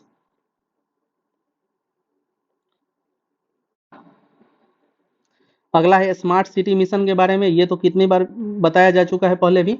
तो देखिए स्मार्ट सिटी मिशन जो है इसको अभी डेट इसका एक्सटेंड कर दिया गया है। कब तक? 31 मार्च 2025 तक इसके डेट को एक्सटेंड कर दिया गया है। तो देखिए जो ये स्मार्ट सिटी मिशन था इसको स्टार्ट किया गया था 2015 में।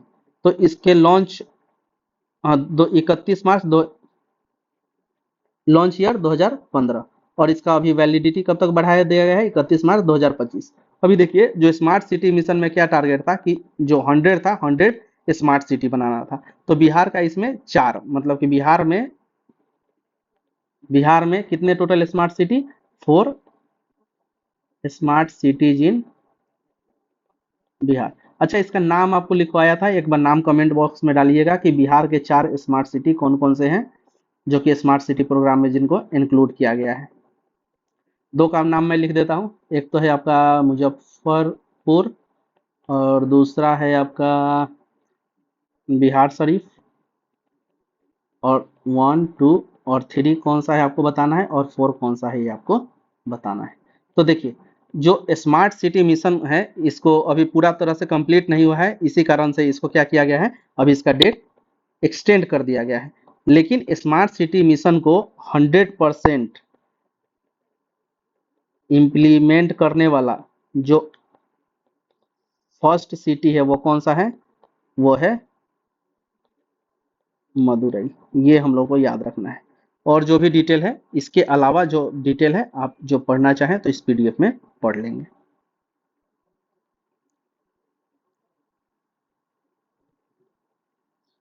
अगला है देखिए ये प्लेसेज इन न्यूज है, जिसको हर बार मैं डाल ही देता हूँ, तो इसको आप एक बार देख लीजिएगा। जैसे कि यहाँ है चेराई डैम मॉडम्स के बारे में, तो ये हम लोगों ने डिस्कस कर लिया। ये अरुणाचल प्रदेश का है ये। और इसमें एक इम्पोर्टेंट था जो मुझे मेंशन करना था, ये छत्तीसगढ़ का ये न्यूज है। देखिए छत्तीसगढ़ के जो 2 कोल माइंस है, मतलब कि ये गेवरा कोल माइंस और कासमुंडा कोल माइंस, इसको वर्ल्ड के 10 largest producer of coal mine में इसको भी ऐड किया गया है। तो इसके बारे में हम लोग थोड़ा सा देख लेते हैं। जैसे कि ICAL का हम लोगों ने पूरा किया ही है, तो इस तरीके से इसमें जो हम लोगों ने पढ़ा है उसी का एक ओवरव्यू है, तो इसको आप लोग थोड़ा सा देखिएगा, जब भी खाली टाइम मिलेगा तब देखते रहिएगा इसको। तो देखिए ये कासमुंडा कोल माइंस के बारे में हम लोग देख लेते हैं एक बार। Gevra and Kusmunda coal mines. देखिए इन 2 कोल माइंस को world largest producer coal mines के लिस्ट में इसको डाला गया है। और ये कहाँ है? ये है छत्तीसगढ़ में। देखिए आत्म ये पीआईबी का न्यूज है, Aatmanirbhar Bharat, two of the world 5 largest coal mines now in India. और ये कौन सा है? ये है केवरा और कासमुंडा। अभी देखिए एक डाटा थोड़ा सा आगे पीछे हो गया है। जैसे कि यहाँ हम लोग सबसे पहले तो देखते हैं कि जो कोल का रिजर्व है, तो रिजर्व का कोल का सबसे ज्यादा कहाँ है? देखिए ये झारखंड में सबसे ज्यादा कोल का रिजर्व है, इसके बाद उड़ीसा में, और इसके बाद में छत्तीसगढ़ में। लेकिन प्रोडक्शन का बात करें तो जो प्रोडक्शन पहले होता था वो होता था उड़ीसा में सबसे ज्यादा, उसके बाद होता था झारखंड में, और उसके बाद फिर होता था आपका छत्तीसगढ़ में। लेकिन अभी थोड़ा सा इसमें चेंज आया है, जो मैंने पीछे बताया था आपको, इसमें थोड़ा सा आप चेंज कर लीजिएगा, क्योंकि मैं वो बीपीएससी 67 वाले के समय का डाटा थोड़ा बता दिया था।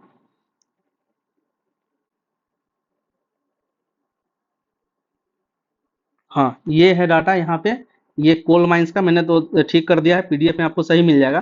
तो पहले क्या था? उड़ीसा लार्जेस्ट प्रोड्यूसर था, लेकिन अभी कितना है? ये झारखंड लार्जेस्ट प्रोड्यूसर है। आप इसको चेक भी करते हैं, ये कर सकते हैं, ये पीआईबी का डाटा है।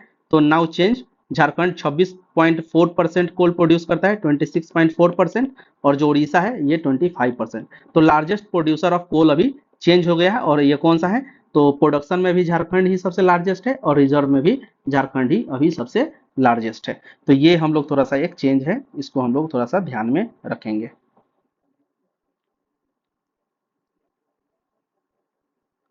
आगे देखते हैं। तो ये हम लोग याद रखना है, ये कासमुंडा, केवरा, और ये लार्जेस्ट प्रोड्यूसर मैं यहाँ भी मेंशन कर देता हूँ, लार्जेस्ट प्रोड्यूसर ऑफ कोल। तो ये है झारखंड, और कितना है? 26.4%। ये देखिए अब यहाँ कुछ इम्पोर्टेंस पर्सनालिटी इन न्यूज के बारे में कुछ डाटा दिया हुआ है, जैसे कि सुश्रुत के बारे में है ये। तो सुश्रुत कौन थे? एक मतलब कि इंडियन मेडिसिन एक्सपर्ट थे, ये 7 to 6 BCE में, और इनको फादर ऑफ सर्जरी भी बोला जाता है, किनको? सुश्रुत को। इनके द्वारा लिखा गया बुक का नाम क्या था? सुश्रुत संहिता। इसके अलावा ट्रायोलॉजी ऑफ मेडिसिन एक बोला जाता है, किसको? एक तो आपका हो गया सुश्रुत संहिता, चरक संहिता, और ये एक हो गया आपका अष्टांग हृदय। तो सुश्रुत संहिता को किसने लिखा था? सुश्रुत ने लिखा था। चरक संहिता को चरक ने लिखा था, और इसके बाद जो अष्टांग हृदय हो गया, इसको लिखा था वाग्भट ने। अभी देखिए क्वेश्चन क्या पूछा था पीवाईक्यू में, अगर आप देखेंगे बीपीएससी में, तो बोला था कि पीवाईक्यू में शायद नहीं होगा, ये दरोगा वाले पेपर में होगा। इस बार वाला जो पेपर हुआ था उसमें आएगा क्वेश्चन बैंक, तो आप देखिएगा कि चरक के बारे में पूछा था कि ये किसके दरबार में थे, इन which court Charak were there. तो ये आप कमेंट बॉक्स में मैसेज कीजिए। अगला है पीसी मोहनालोबिस के बारे में। तो स्टैटिक डे अभी घोषित किया गया है 29 जून को, और ये किसके द्वारा किनके जन्मदिन के अवसर पे किया गया है? ये पीसी मोहलानोबिस के जन्मदिन के उपलक्ष्य में इसको घोषित किया गया है, स्टैटिक्स डे 29 जून।